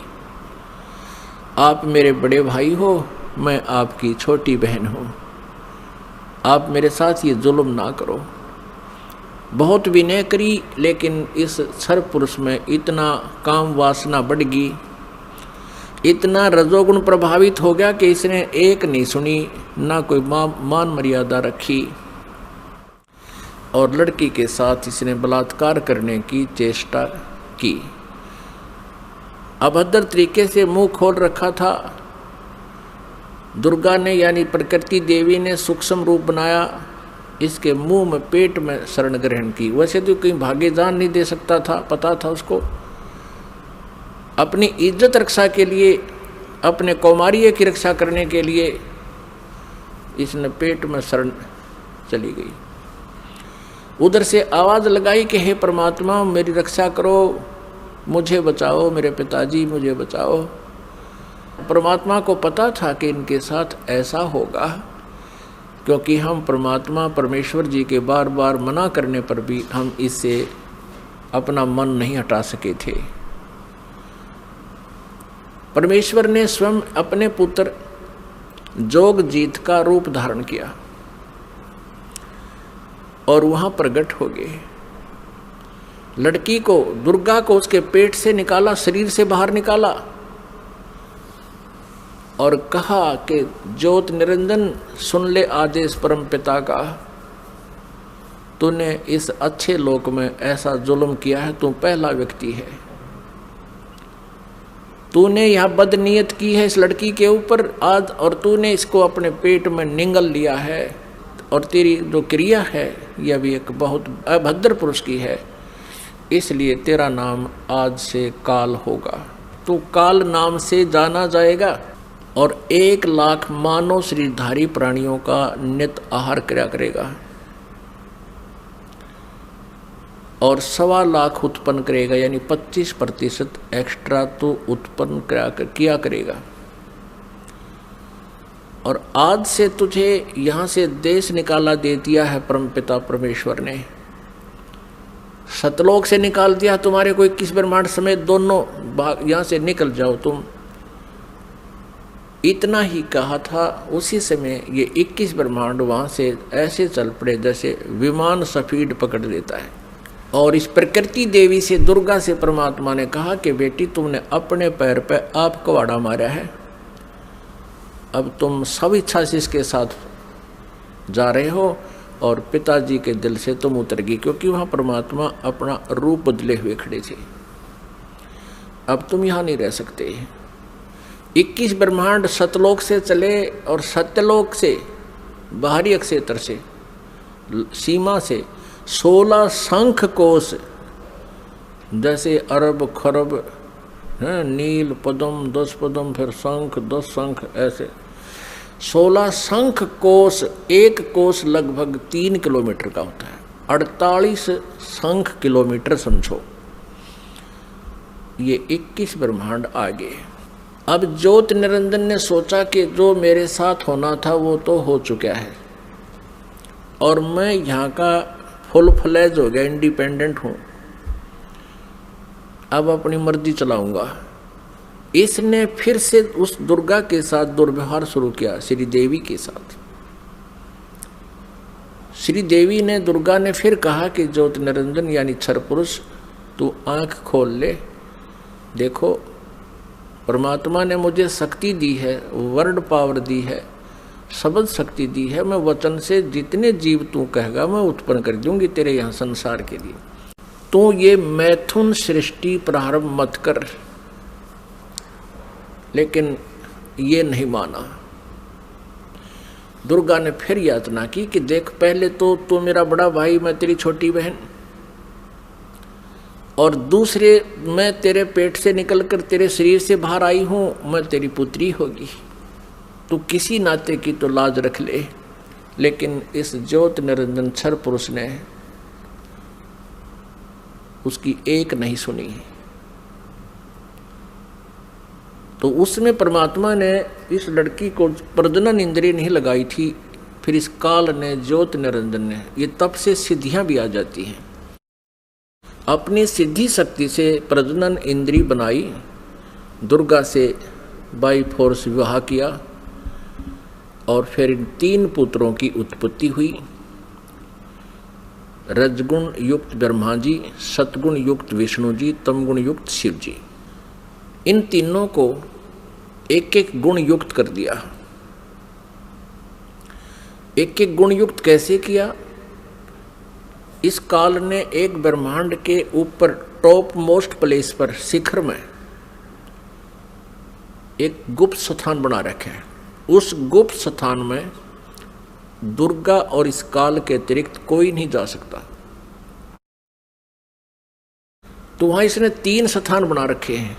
उस गुप्त स्थान पर, गुप्त क्षेत्र में 3 स्थान बना रखे हैं। एक रजोगुण प्रधान क्षेत्र, एक सतोगुण प्रधान क्षेत्र, एक तमोगुण प्रधान क्षेत्र।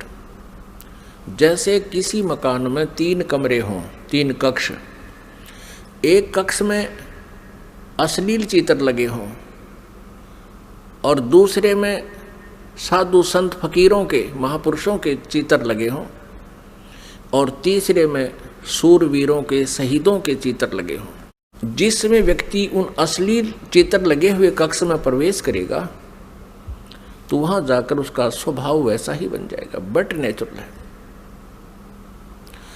और फिर वो जाएगा उस जहाँ साधु संत फकीरों के चित्र लगे हैं, उसमें जाता है तो उसका एकदम विचार भाव बहुत ही विनम्र हो जाता है और भाव बदल जाते हैं। ऐसे ही जब वो जिस कक्ष में सूरवीरों के, शहीदों के चित्र लगे हैं, तो वहां जाते ही उसका अपने आप मनोबल उसी प्रकार का हो जाता है, स्वभाव बन जाता है। तो ठीक इसी प्रकार इन तीनों पुत्रों को, रजगुण युक्त ब्रह्मा जी को जो कैसे बनाया कि दुर्गा को अपनी पत्नी रूप में, इस श्री देवी को पत्नी रूप में रखा। जब ये रजोगुण प्रधान क्षेत्र में निवास करने लगे तो उस समय इस क्षर पुरुष ने, ज्योति निरंजन ने, अपने 5 मुख बना लिए और वहां रहने लगे। इन दोनों के संयोग से जो पुत्र उत्पन्न हुआ वो पंचमुखी हो गया। और जब तक वो उस रजोगुण प्रधान क्षेत्र में रहे, इन दोनों का मनोभाव ऐसा ही बना रहा, जिस कारण से वो सभी गुण ब्रह्मा जी में प्रवेश कर गए।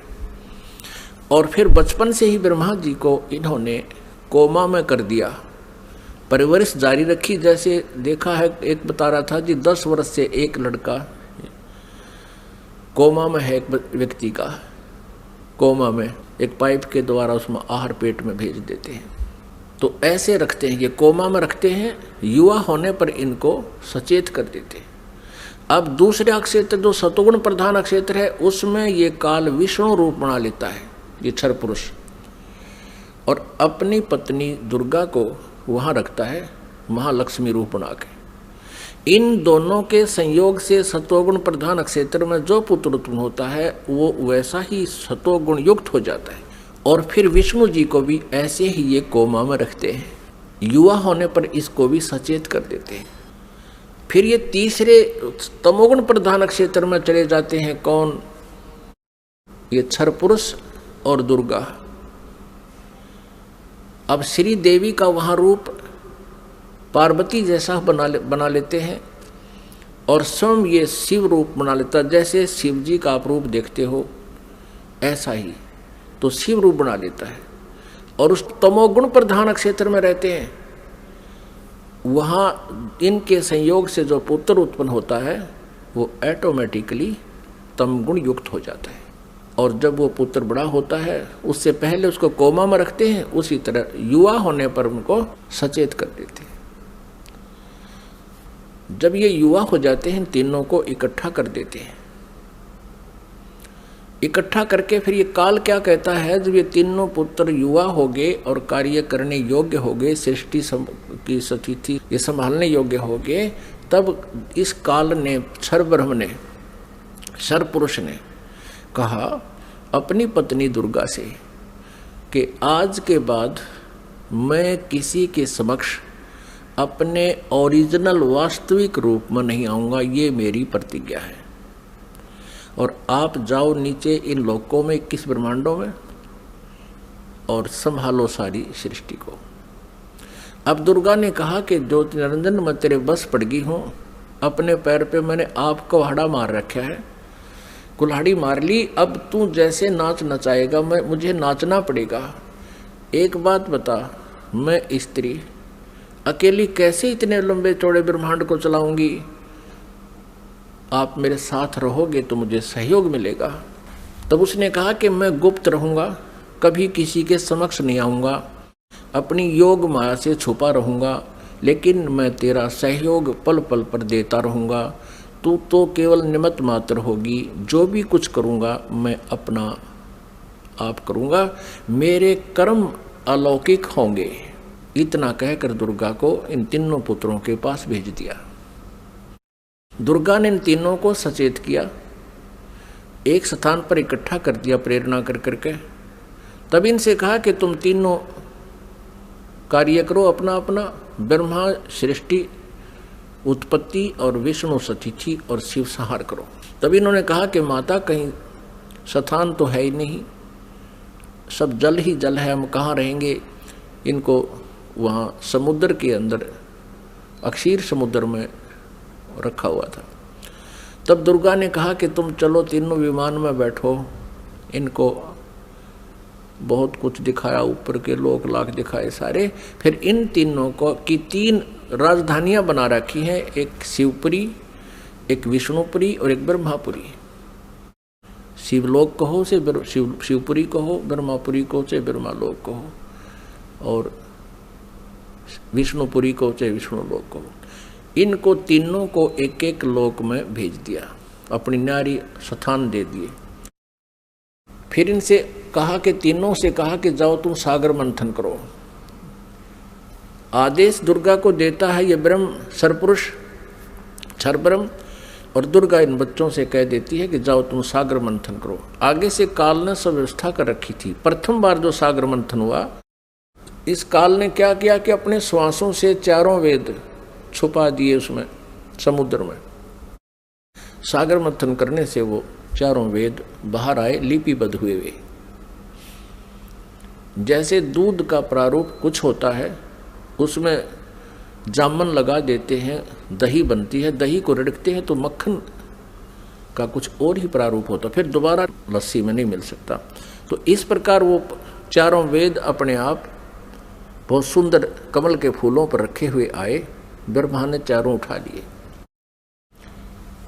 अब वो वेद लेकर आए तो दुर्गा ने आकाशवाणी काल ने बता दिया था कि ब्रह्मा को कहो ये वेद पढ़े, और मैं उसको अंदर से प्रेरणा कर करके कुछ अर्थ बताऊंगा।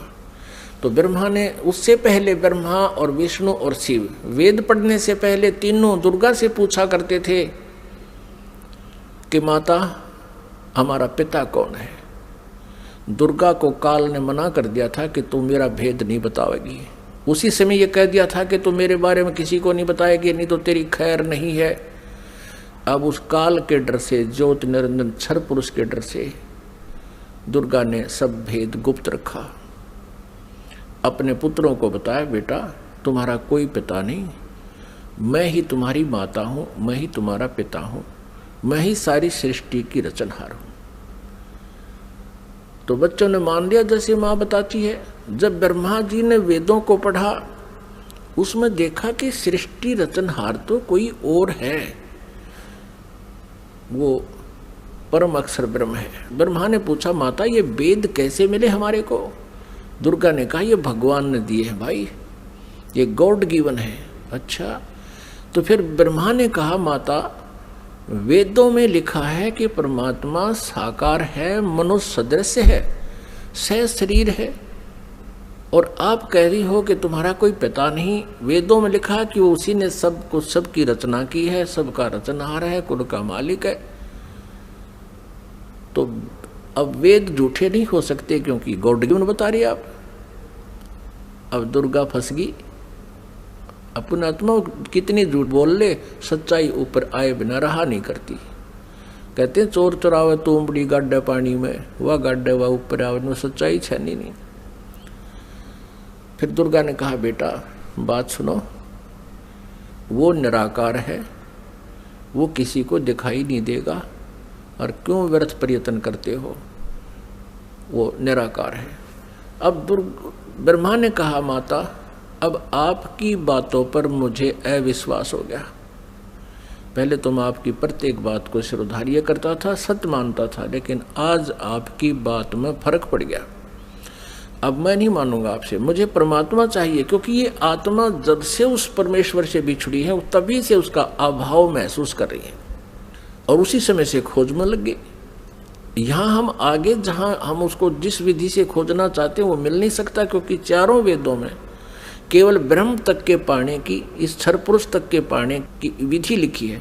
उस परम अक्षर ब्रह्म के पाने की विधि इसमें ऑप्शन छोड़ रखा है। यजुर्वेद अध्याय नंबर 40 के मंत्र नंबर 10 से लेकर 13 में स्पष्ट किया है। जो वेद ज्ञानदाता ब्रह्म कह रहा है कि उस परमेश्वर के बारे में कोई तत्वदर्शी संत बताओगे, उनसे पूछो। ये वेद भी यही कहते हैं। वेदों का सारांश गीता जी है। गीता जी अध्याय नंबर 4 के श्लोक नंबर 34 में भी यही कहा है। ये गीता ज्ञानदाता ये क्षर पुरुष है, श्री कृष्ण में प्रवेश करके बोलता है। वो भी यही कहता है कि उस परमात्म तत्व की जानकारी की तत्वदर्शी संतों से जाकर समझो, वो बताएंगे। तो वेदों में जो प्रमाण लिखा है, तो ब्रह्मा ने सोचा कि वेदों में लिखा है कि ओम का नाम है, और ओम नाम से जाप करूंगा मैं। और हठ योग कैसे शुरू किया इसने?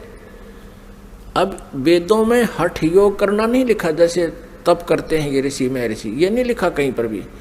लेकिन वो तप कहाँ से ग्रहण किया? इस तप वाला जो हठ योग की साधना कहाँ से ग्रहण करी ब्रह्मा ने? ब्रह्मा जी जब उत्पन्न हुआ, श्री विष्णु जी के नाभि से कमल निकला और उसके ऊपर ये बैठे विराजमान पाया अपने आप को। काफी समय तक उस डंठल को पकड़कर नीचे उतरा, ऊपर नीचे घूमा, कहीं और छोर नहीं मिला, तो वापस उस कमल के फूल पर आकर विराजमान हो गया। तब आकाशवाणी करी क्षर पुरुष ने, ज्योति निरंजन ने, कि तप करो तप करो। अब ब्रह्मा ने वो आकाशवाणी परमेश्वर की मान कर तप शुरू कर दिया। जब इसने 1000 वर्ष तक तप कर लिया, फिर आकाशवाणी हुई कि सृष्टि करो। अब तप से बैटरी चार्ज होगी। तो अब ब्रह्मा जी ने सोचा, वेदों में जो लिखा है ये भी भगवान की वाणी, और जो मैंने सुना हुआ भी भगवान की वाणी। अब वेदों में जो ज्ञान है वो परमेश्वर परम अक्षर ब्रह्म का दिया हुआ है। 5 वेद दिए थे परमेश्वर ने इस क्षर पुरुष को, इसके अंतःकरण में फीड कर दिए थे। अब जैसे किसी अंतःकरण में फीड कर दिए तो समय रख दिया परमात्मा ने, उसके बाद वो अपने आप बाहर आने थे वो बाहर, 5 आगे। लेकिन इसने देखा पढ़ करके 5वें वेद में बहुत जानकारी थी परमपिता की, सत्य पुरुष की, परम अक्षर ब्रह्म की। इसने उसको नष्ट कर दिया और 4 वेद दे दिए। अब चारों वेदों को ब्रह्मा जी ने पढ़ा तो कहा, माता इसमें ओम नाम लिखा है और मैं परमात्मा को पाऊंगा। दुर्गा ने कहा कि यदि तेरा पिता तुझे नहीं मिला, तू कहाँ जा रहा है, तो तू क्या करेगा भाई अगर तेरे को तेरा पिता नहीं मिला? क्योंकि उसने प्रतिज्ञा कर रखी है तुम्हें दर्शन नहीं देगा। तो ब्रह्मा ने कहा कि मैं तुझे अपनी शकल नहीं दिखाऊंगा यदि भगवान नहीं मिला, क्योंकि वेदों में लिखा ओम। यजुर्वेद अध्याय नंबर 40 के मंत्र नंबर 15 में स्पष्ट किया कि ओम कर्तु समर कल्वे समर कर्तुम समर। इसलिए ये ओम नाम है क्षर पुरुष का, ब्रह्म तक का, क्षर ब्रह्म का। और परम अक्षर ब्रह्म के बारे में वेदों में ज्ञान नहीं है साधना का, लेकिन उसकी महिमा बहुत लिखी है। 3 वेदों को पढ़ने वालों ने परमात्मा की महिमा तो पूर्ण परमात्मा वाली ग्रहण कर ली और साधना इस ब्रह्म वाली कर ली। जानकारी परम अक्षर ब्रह्म की अधिक है, जिसको परम अक्षर ब्रह्म कहते हैं, सत्पुरुष भी कहते हैं, लेकिन उसके पाने का मेथड नहीं है, वे ऑफ वर्शिप नहीं है। वे ऑफ वर्शिप यानी पूजा की विधि केवल ब्रह्म तक की है, वो ओम नाम है। गीता जी अध्याय नंबर 17 के श्लोक नंबर 23 में 3 मंत्र के जाप का प्रावधान है। ओम तत्सत इति निर्देश है ब्रह्मण त्रिविध समर्थ है। और गीता जी अध्याय नंबर 15 के श्लोक नंबर 1 से 4 में और 16 और 17 में विस्तार से विवरण दिया गया है कि इस संसार रूपी वृक्ष के तना कौन है, जड़ कौन है और शाखा कौन है, डार कौन है, पत्ते क्या हैं। इनको जो जानता है वो तत्वदर्शी संत है।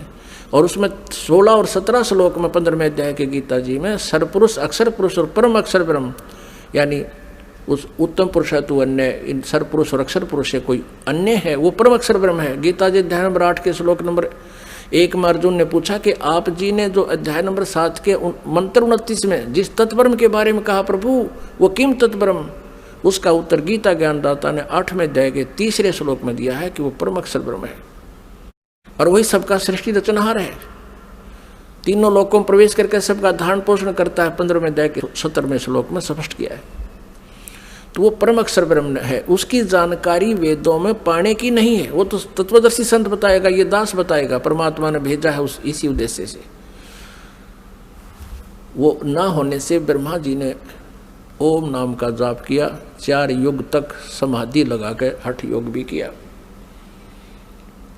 तब दुर्गा ने अपने वचन से एक लड़की उत्पन्न की और उससे कहा कि बेटी आप जाओ और ब्रह्मा को जो समाधिस्थ है उसको उठाओ और कहो कि आपको माता याद कर रही है, तेरे बिना सृष्टि नहीं रची जा रही। अब 4 युग जब बीत गए, आकाशवाणी की दुर्गा को सरपुरुष ने कि दुर्गा सृष्टि रचो। दुर्गा ने कहा, प्रकृति देवी ने कहा कि आपका ज्येष्ठ पुत्र आपकी खोज में गया है, मेरे मना करते करते भी गया है। तब आकाशवाणी से कहा उस काल ने, सरपुरुष ने, कि उसको बुलाओ, मैं कभी दर्शन नहीं दूंगा। तब वो लड़की वहाँ भेजी। लड़की ने जाकर के देखा कि आवाज़ लगाई, ब्रह्मा उठा नहीं। तब दुर्गा से अपना आकाश यानी अंदर से अंतःकरण से फ़ोन किया, टेलीफोन किया कि माता ये उठ नहीं रहा, अब क्या करूं, बहुत आवाज़ लगा ली। दुर्गा ने कहा कि तू इसके चरण स्पर्श कर। चरण स्पर्श करते ही ब्रह्मा की आंखें यानी समाधि टूट गई। सामने देखा युवा लड़की को। ब्रह्मा जी ने कहा कि तू कौन कुलटा आ गई है, तुझे मैं श्राप दूंगा, तू मेरा तप भंग करने को आई है। तब लड़की ने कहा मेरे को माता ने भेजा है और आपके बिना सृष्टि रची नहीं जा रही है, बहुत चिंता है माता को, आप चलो। तब ब्रह्मा ने कहा कि कैसे चलूं, पिता के दर्शन हुए नहीं। माँ से मैं प्रतिज्ञा करके आया था कि यदि प्रभु मुझे प्राप्त नहीं हुए तो मैं तुझे शकल नहीं दिखाऊंगा, दर्शन नहीं दूंगा, लौट कर नहीं आऊँगा।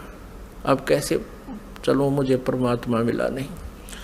फिर ब्रह्मा ने कहा कि तू एक काम कर, मेरी झूठी गवाही दे दे तो मैं तेरे साथ चल पड़ूं। अब उस लड़की ने सोचा कि माँ का कार्य नहीं हुआ तो अक्षुब्ध होगी, और यदि मैं झूठ बोलूंगी तो ये कह दे कि इसने अपनी मर्जी से बोला है, तो फिर मैं मारी जाऊंगी, मेरे ऊपर ज़्यादा भार आएगा। तब उसने शर्त रखी कि तू मेरे साथ विलास कर, तब मैं तेरी झूठी गवाही दूंगी, तू मेरे साथ ऐसा कर। ब्रह्मा ने सोचा कि परमात्मा के दर्शन हुए नहीं, वैसे मैं घर जा नहीं सकता। उसने उस लड़की की बात को स्वीकार किया। फिर लड़की ने अपने वचन से एक और लड़की उत्पन्न की और कहा कि 1 से 2 गवाह ज़्यादा अच्छे होते हैं। उस लड़की से कहा दूसरे नंबर की से कि तू भी गवाही देना कि ब्रह्मा जी को पिता के दर्शन हो गए और हमारे सामने हो गए। उसने भी यही शर्त रखी, इसी उद्देश्य से, कहीं मैं झूठी ना सिद्ध कर दे मुझे ये और ये आप बच जावें। उस लड़की ने भी वही शर्त रखी, ब्रह्मा ने वो स्वीकार किया। अब तीनों के तीनों माँ के पास आ गए, दुर्गा के पास। अब दुर्गा ने पूछा, प्रकृति देवी ने पूछा ब्रह्मा से, क्या आपको अपने पिता के दर्शन हो गए? अब सुनियोजित षड्यंत्र के तहत ब्रह्मा ने कहा, हाँ मुझे पिताजी के दर्शन हो गए। तो दुर्गा ने कहा कि भाई कैसे मानूं मैं तेरी बात को, क्योंकि दुर्गा को तो फाइनल था कि उसने कह रखा कि मैं दर्शन नहीं दूंगा, ये मेरा फाइनल आदेश है, फाइनल फैसला है, डिसीजन है। अब दुर्गा को पूरा दृढ़ विश्वास था कि ऐसा तो हो नहीं सकता। तो उसने कहा कोई गवाह बता भाई, कोई एविडेंस दे। ब्रह्मा ने कहा कि दोनों लड़कियां मेरी गवाह हैं। अब उस दोनों लड़कियों से दुर्गा ने पूछा कि बताओ तुम्हारे सामने इसको दर्शन हुए? हाँ। दोनों ने झूठी गवाही दे दी कि हमारे सामने इसको ब्रह्मा जी को भगवान ने दर्शन दिए हैं, मनुष्य दृश्य है। क्योंकि वेदों में लिखा है, यजुर्वेद अध्याय नंबर 5 के श्लोक नंबर 1 में और 5 के मंत्र नंबर 8 में, तो 8 में तो 3 बार लिखा भगवान के विषय में, और यजुर्वेद अध्याय नंबर 5 के श्लोक नंबर 1 मंत्र में 2 बार लिखा, अग्ने तनुरसी विष्णुवे तवा सोमस्य तनुरसी। परमात्मा सहशरीर है, उस परमेश्वर का सबके धारण पोषण करने के लिए उस अमर पुरुष का शरीर है।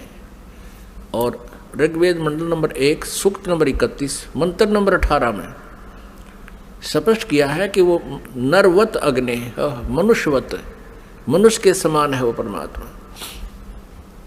तो ब्रह्मा को वेदों से तो पता था कि भगवान मनुष्य जैसा है, उधर से उनको समझा दिया, तुम न्यों बता दियो भगवान मनुष्य जैसा है।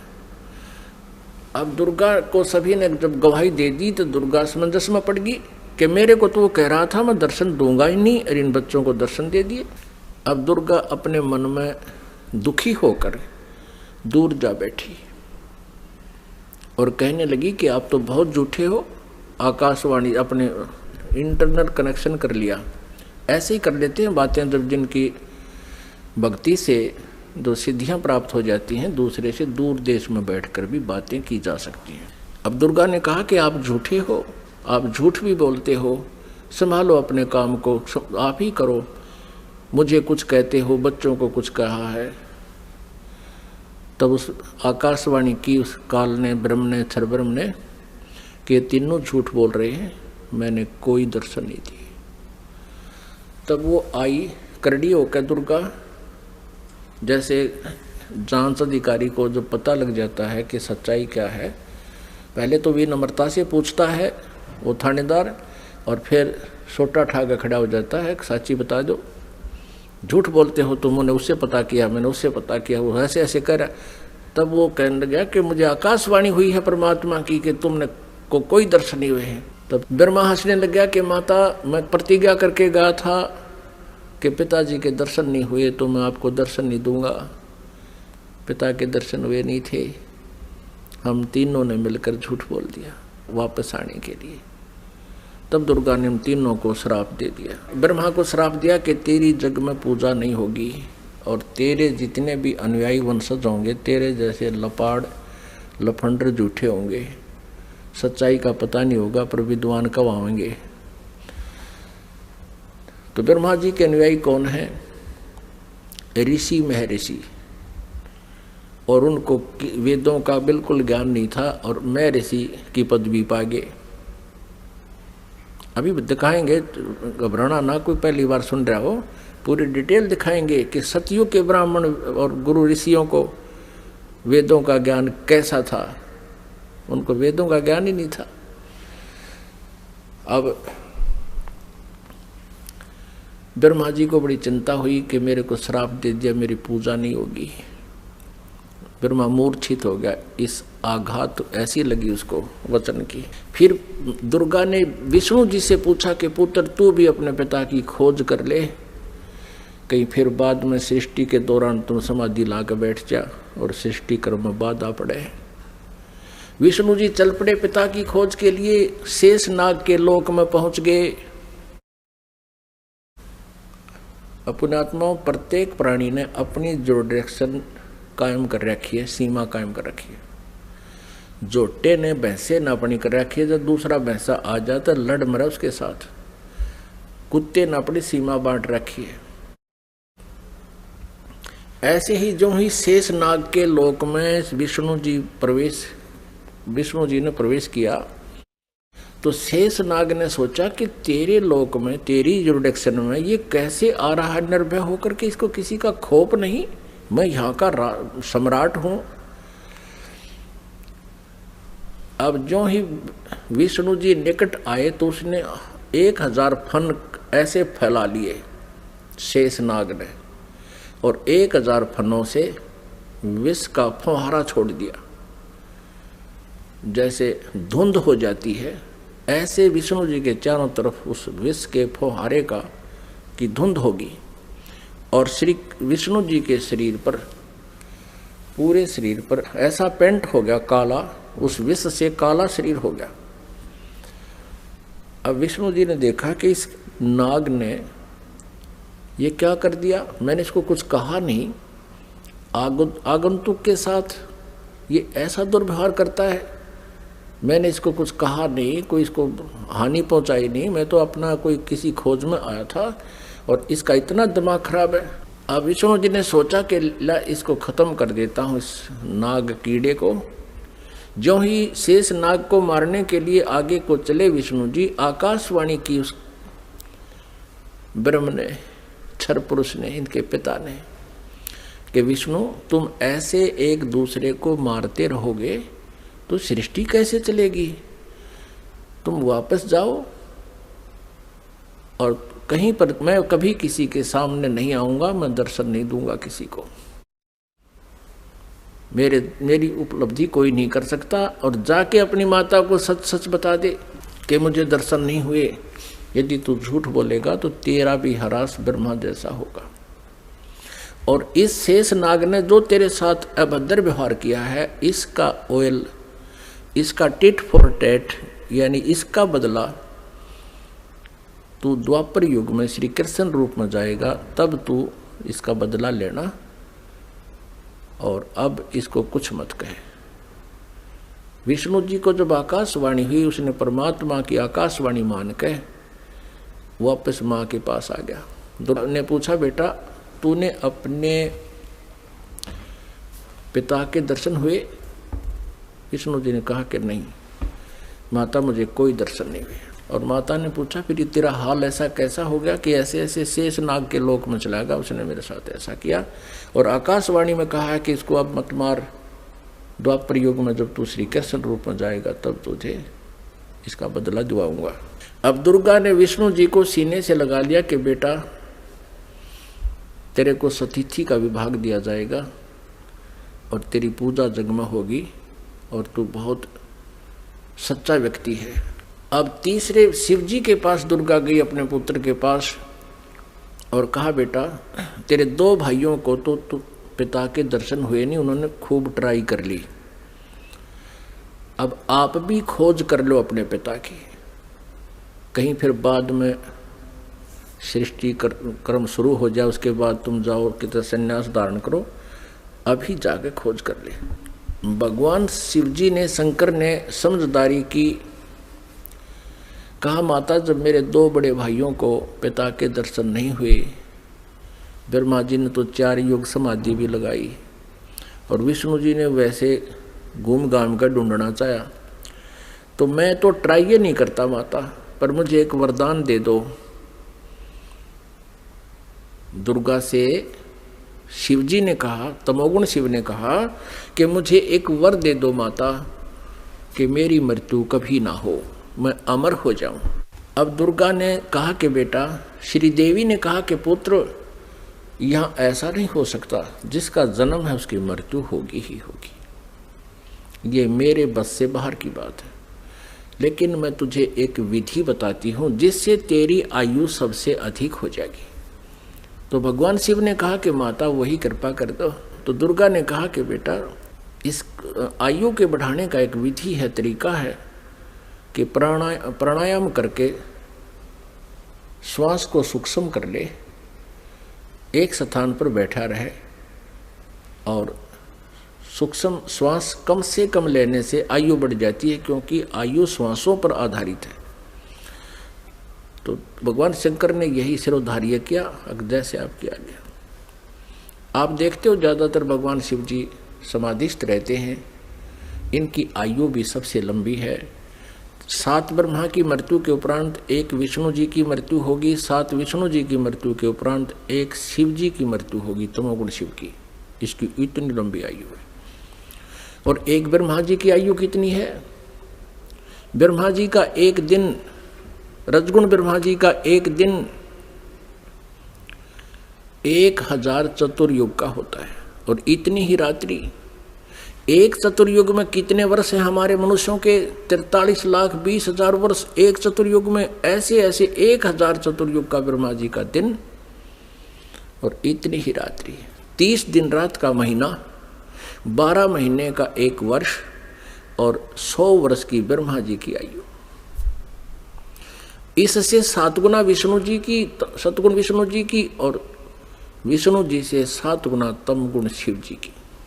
इतनी लंबी आयु होगी। फिर इन तीनों पुत्रों का दुर्गा ने विवाह करना चाहा। आकाशवाणी की उस काल ब्रह्म ने, सरपुरुष ने दुर्गा जी से कि दुर्गा तो इन तीनों बच्चों को पुनः सागर मंथर पर भेज दे और वहाँ इनका विवाह करने के लिए तू ही 3 रूप बना करके 3 लड़कियों के रूप से निकलना है। अब श्री देवी ने 3 रूप बनाए, गुप्त, और समुद्र में छुपा दिए। उधर से तीनों पुत्रों से कहा कि जाओ बेटा तुम सागर मंथन करो। उधर से ये काल सब व्यवस्था कर देता है। इन्होंने जाकर के सागर मंथन दूसरी बार किया तो 3 लड़कियां बाहर आई।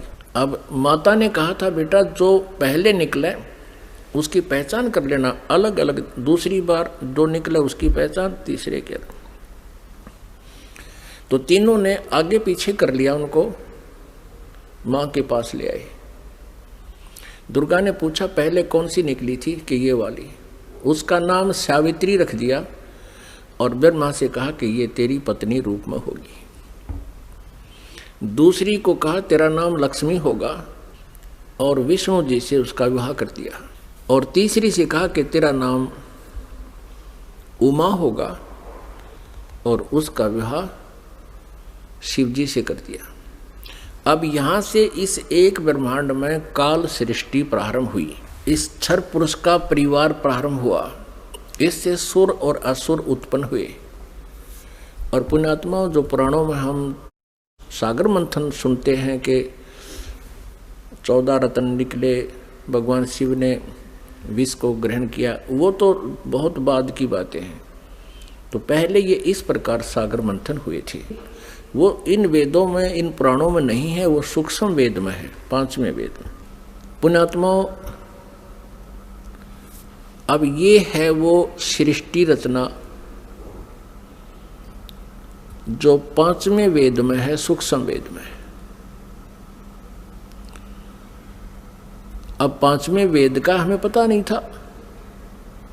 आदि शंकराचार्य जी ने अपने द्वारा रची पुस्तक में उस सूक्ष्म वेद का, 5वें वेद का वर्णन किया है। और उन्होंने अपने द्वारा रची उस पुस्तक में उसको मेंशन किया है, समय आने पर दिखाएंगे। अब परमेश्वर कबीर देव जी ने 600 वर्ष पहले सन 1398 में वो सशरीर आए थे। सतलोक से चलकर एक शिशु का रूप धारण किया था। काशी शहर में बने एक लहर तारा नामक तालाब पर कमल के फूल पर विराजमान हुए थे प्रभु। और ये 5वां वेद प्रदान करने के लिए आते हैं अपने मुखारविंद से। और उनको एक निसंतान जुल्हा दंपति उठा ले गए थे। जुल्हे के घर प्रभु परवेश की लीला करते हुए बड़े हुए, वही कार्य करके दिखाया जनता को, क्योंकि ऐसी परमात्मा लीला किया करते हैं। वेदों में ऐसा ही लिखा है कि वो परमात्मा आता है प्रत्येक युग में, और ऐसे मनुष्य जैसी एक जीवन मनुष्य जैसे कर्म करके ये लीला करता हुआ अपना निर्वाह करके दिखाता है। ऋग्वेद मंडल नंबर 1 सूक्त नंबर 31 मंत्र नंबर 17 में। तो फिर परमात्मा ने वो वाणी आज से 600 वर्ष पहले अपने मुख कमल से, गीता जी अध्याय नंबर 4 के श्लोक नंबर 32 में जिसके विषय में कहा है कि धार्मिक यज्ञों यानी अनुष्ठानों की अत्यधिक जानकारी, विस्तार के साथ सत्य जानकारी, सही जानकारी ब्रह्मणे मुखे, ब्रह्मणे माने सच्चिदानंद घन ब्रह्म, मुखे माने उसके मुखारविंद से उच्चारित वाणी में बिल्कुल विस्तार से कही गई है। वो तत्व ज्ञान है। उसको जानने के बाद फिर सभी कर्म समाप्त हो जाएंगे, यानी डले डोने बंद हो जाएंगे, गलत साधना आप नहीं करोगे। परमेश्वर कबीर देव जी उस समय कहा करते थे इन नकली गुरु आचार्यों से, मंडलेश्वरों से, कि तुम जनता को गुमराह कर रहे हो, तुम कह रहे हो कि ब्रह्मा विष्णु महेश के कोई माता पिता नहीं। परमात्मा कहा करते इनके माता पिता हैं, ये जन्मते मरते हैं, इनकी मृत्यु होती है, जन्म होता है, ये अविनाशी नहीं है, ये कंप्लीट गॉड नहीं है। तो इस बात का बहुत विरोध हुआ था परमेश्वर का। उन झूठे आचार्यों ने, उन नकली गुरुओं ने कबीर परमेश्वर के बारे में बहुत गलत धारणाएं पैदा कर दी कि झूठा है, अशिक्षित है, इसने वेदों गीता को पढ़ा नहीं, पुराणों को पढ़ा नहीं, क्योंकि ये संस्कृत नहीं जानता। अशिक्षित व्यक्ति है, ये क्या जाने वेदों और गीता और पुराणों के बारे में, ये झूठ बोल रहा है, इसकी मत मानना, मत सुनना। उस समय तो हम धोखा खा गए जनता वाले, क्योंकि हमारे आचार्य जो हैं, जो गुरु लोग थे, ब्राह्मण ऋषि थे, वो संस्कृत भाषा जानते थे। तो हमने ये सोचा कि ये सभी सदग्रंथ संस्कृत भाषा में विद्यमान हैं, लिखे हैं, तो कबीर जी संस्कृत नहीं जानते, क्योंकि ये किसी ब्राह्मण के पास पढ़े नहीं, इसलिए कबीर जी झूठ बोल रहे होंगे। ये हमारे गुरु, ये आचार्य, ये सत्य कह रहे हैं, इसलिए परमेश्वर के उस ज्ञान को हमने स्वीकारा नहीं, और उसी का खामियाना आज तक भुगत रहे हैं। हम भक्ति भी कर रहे हैं लेकिन शास्त्र विरुद्ध कर रहे हैं। हमें ज्ञान भी प्राप्त है, वो परमात्मा का ज्ञान नहीं है। आज से 600 वर्ष पहले परमात्मा ने अपने सच्चिदानंद घन ब्रह्म की वाणी में क्या बोला था, क्या बताया था।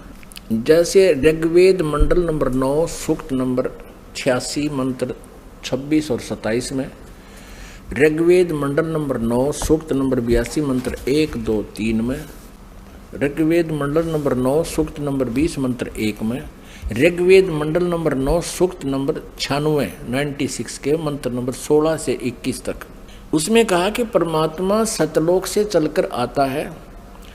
ऋग्वेद मंडल नंबर 9 सूक्त नंबर 1 मंत्र नंबर 8 और 9 में स्पष्ट किया परमात्मा कि वो शिशु रूप धारण करता है, और जब वो शिशु रूप में आता है परमात्मा, तो उसकी परवरिश की लीला कंवारी गायों से होती है, और वो परमात्मा तत्व ज्ञान, यथार्थ ज्ञान को बताने के लिए अपनी प्यारी आत्माओं को मिलता है, श्रेष्ठ वर्णीय आत्माओं को, श्रेष्ठ आत्माओं को मिलता है, उनको फिर तत्व ज्ञान से परिपूर्ण करता है।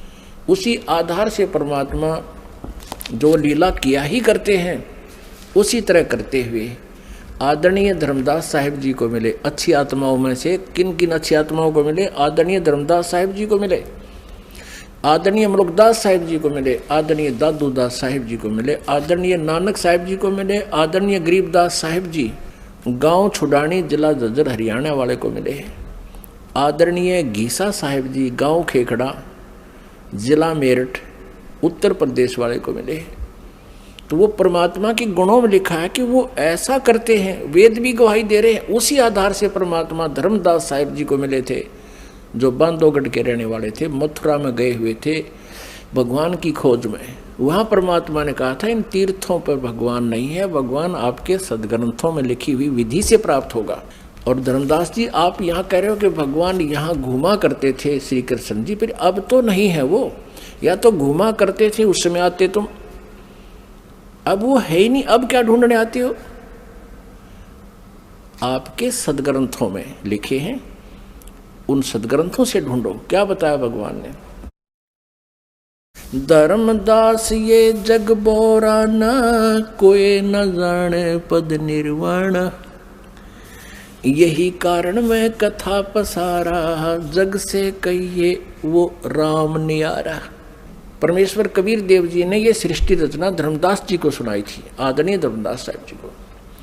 परम पूज्य परमेश्वर कबीर जी ने जो कथा दास ने आपको सुनाई, यही कथा आदरणीय धर्मदास साहब जी को सुना रखी थी, उसमें से दास ने आपको सुनाया। अब ये उनकी सच्चिदानंद घन ब्रह्म की वाणी में लिपिबद्ध है, कबीर सागर में लिखा है, उससे पढ़कर सुना रहा हूँ आपको।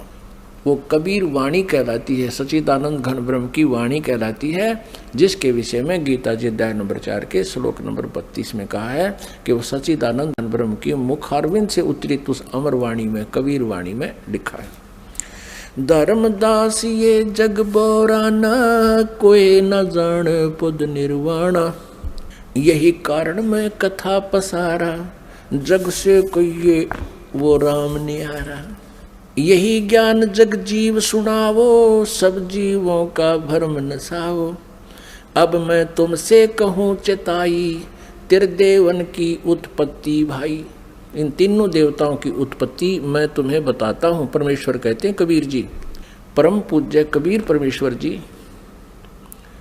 क्या बता रहे हैं कि अब मैं तुझे तुम्हारे तीनों देवताओं की उत्पत्ति बताता हूँ। पुण्यात्मा, 600 वर्ष पहले परमात्मा ने ये ज्ञान अपनी सच्चिदानंद घन ब्रह्म की वाणी में लिखा, बोला, वो लिखा गया।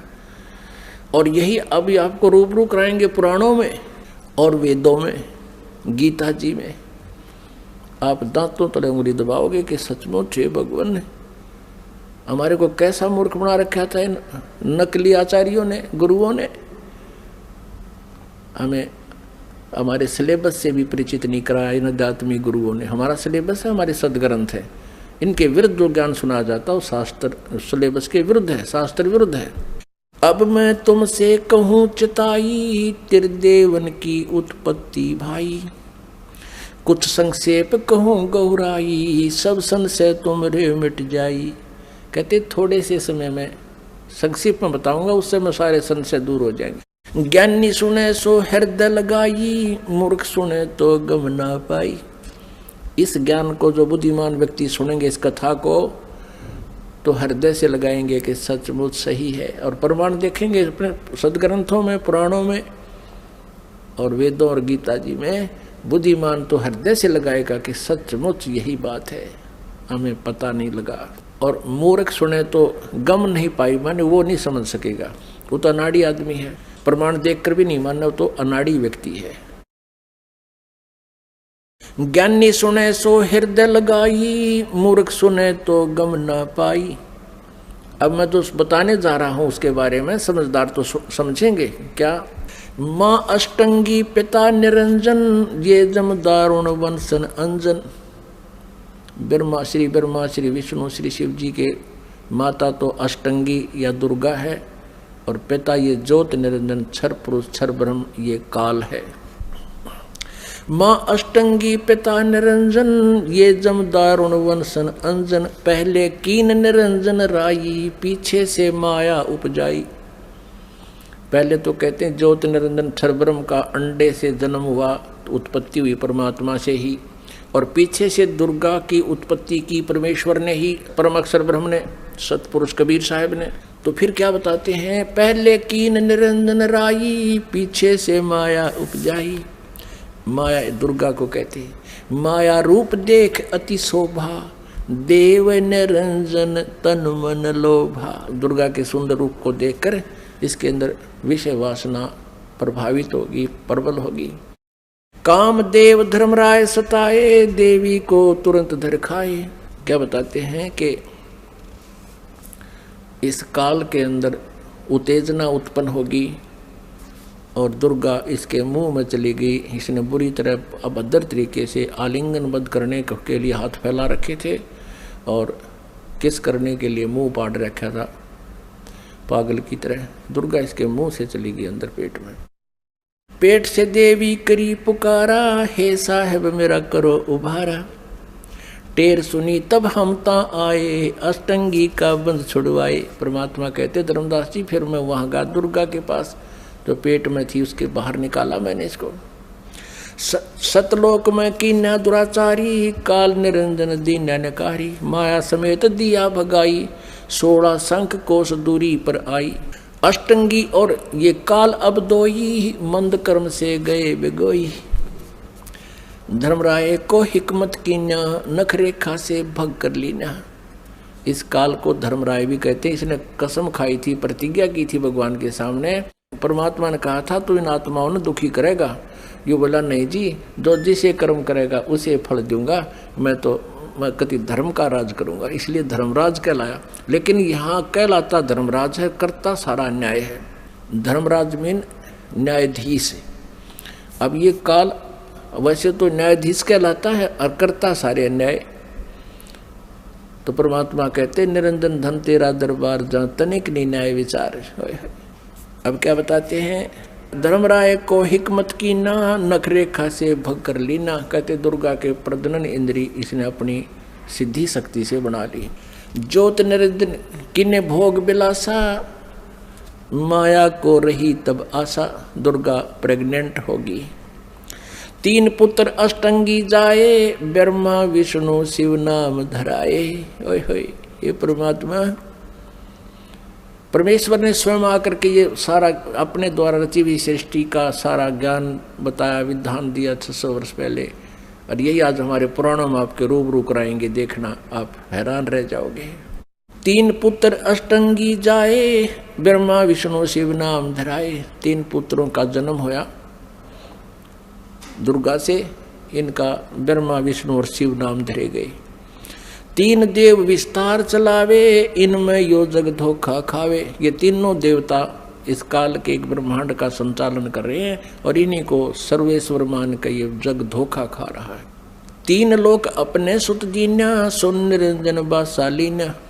3 लोक, पृथ्वी लोक, स्वर्ग लोक और नीचे पाताल लोक, ये तीनों लोग अपने पुत्रों को देकर ये स्वयं शून्य में, शिखर में, एकांत स्थान पर गुप्त रहता है। गीता जी अध्याय नंबर 7 के श्लोक नंबर 24 और 25 में स्वयं कहता है, श्री कृष्ण में बोल रहा है ये काल प्रवेश करके, कहता है ये मूर्ख समुदाय मुझे उस अव्यक्त को व्यक्तिम आपनम मन्यते, मुझे मनुष्य शरीर में आया हुआ मानते हैं, कृष्ण मान रहे, मैं आई एम नॉट कृष्ण।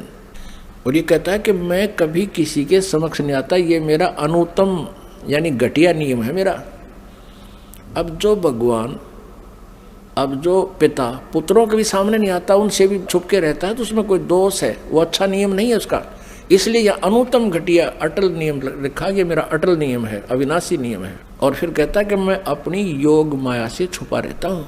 इसे सीधे कहीं पर आकार में है, अव्यक्त है। अव्यक्त का अर्थ निराकार नहीं होता। जैसे बादल छा जाते हैं सूर्य के सामने तो वो हमें दिखाई नहीं देता, उसका कुछ रोशनी अवश्य थोड़ी बहुत महसूस ही होती है फिर भी, लेकिन वो हमें दिखाई नहीं देता।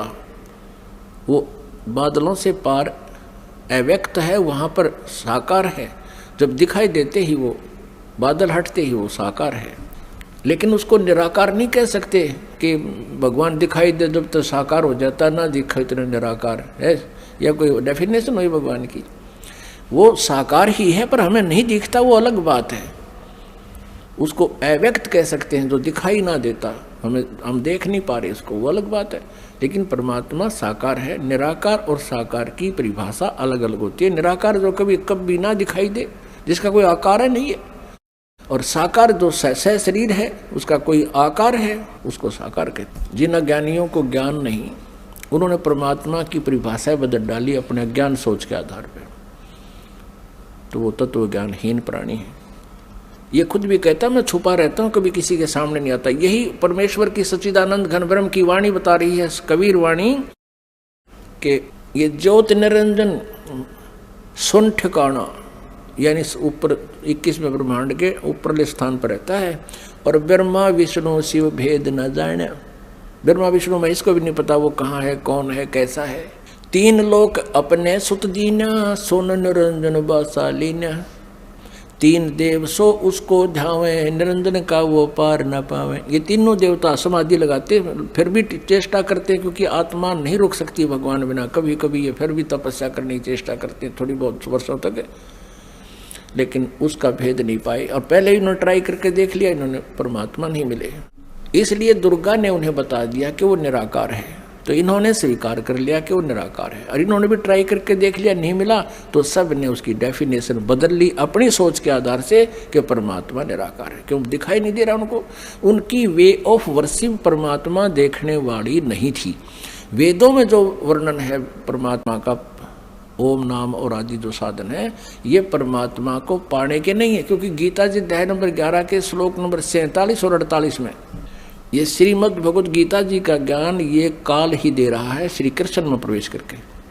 और ये कहता है कि अर्जुन वास्तविक रूप मेरा ये है, विराट रूप दिखा, और मेरे दर्शन, मेरी प्राप्ति, मेरा ये रूप है, और इस रूप में मैं कभी किसी को दर्शन नहीं देता। इसने प्रतिज्ञा कर रखी है। और ये कहता है कि अर्जुन तेरे से पहले मेरे इस रूप को जो तूने आज देखा, पहले किसी ने नहीं देखा इस विराट रूप को। अब श्री कृष्ण गीता जी बोल रहे होते तो ये नहीं कहते कि मेरा ये विराट रूप, असली रूप ये है, ये काल रूप है, इसको किसी ने पहले नहीं देखा। क्योंकि श्री कृष्ण जी तो कौरवों की सभा में पहले अपना विराट रूप दिखा चुके थे, तो ये शब्द नहीं कहते जो श्रीमद् भगवद गीता अध्याय नंबर 11 के श्लोक 47 में कहा। और 48 में कहा कि इस मेरी प्राप्ति यानी मेरे रूप के दर्शन यानी भगवान प्राप्ति, ब्रह्म प्राप्ति, ब्रह्म का ये रूप है, ये काल है।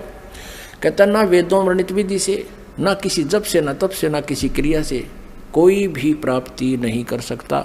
इससे सिद्ध है कि गीता जी अध्याय नंबर 8 के श्लोक नंबर 13 में कहा कि ओम इति एक अक्षरम ब्रह्म व्यवहारण माम अनुसमरण। मुझ ब्रह्म का केवल ओम एक अक्षर है, इसका उच्चारण करके स्मरण करता हुआ यह प्रयाति तदन देहम, जो शरीर छोड़कर जाते समय तक स्मरण करता रहता है, तो मेरे से प्राप्त लाभ को, परम गति को प्राप्त होता है। ओम नाम से जितनी गति होनी है उसको प्राप्त करता है। तो यहाँ ये कह रहा है कि मेरी प्राप्ति ना वेदों वर्णित विधि से, ना तप से, ना जप से, ना किसी क्रिया से नहीं हो सकती। 11वें अध्याय के 47-48। तो इससे सिद्ध हो गया कि उस ज्योत निरंजन का किसी ने दर्शन नहीं हुए, और उसको कह दिया कि वो निराकार है। कहते खोजत खोजत था किया, अंत कहा बेचून, ढूंढते ढूंढते थक गए, कह दिया भगवान निराकार है। जबकि वो साकार है। वेद साकार बताओ, पुराण साकार बतावे, कुरान साकार बतावे, और बाइबल साकार बतावे। और किसी भी धर्म के किसी भी भगत से पूछ लीजिए, सभी कहें भगवान निराकार है। अब आगे वाले समय में आपको पूरी डिटेल दिखाएंगे, प्रत्येक शास्त्र में प्रमाण देंगे। इस परमात्मा के द्वारा बताई गई सृष्टि रचना प्रमाणित करेंगे अपने ही सदग्रंथों में, तब आपका विश्वास होगा। बोलो सतगुरुदेव की जय।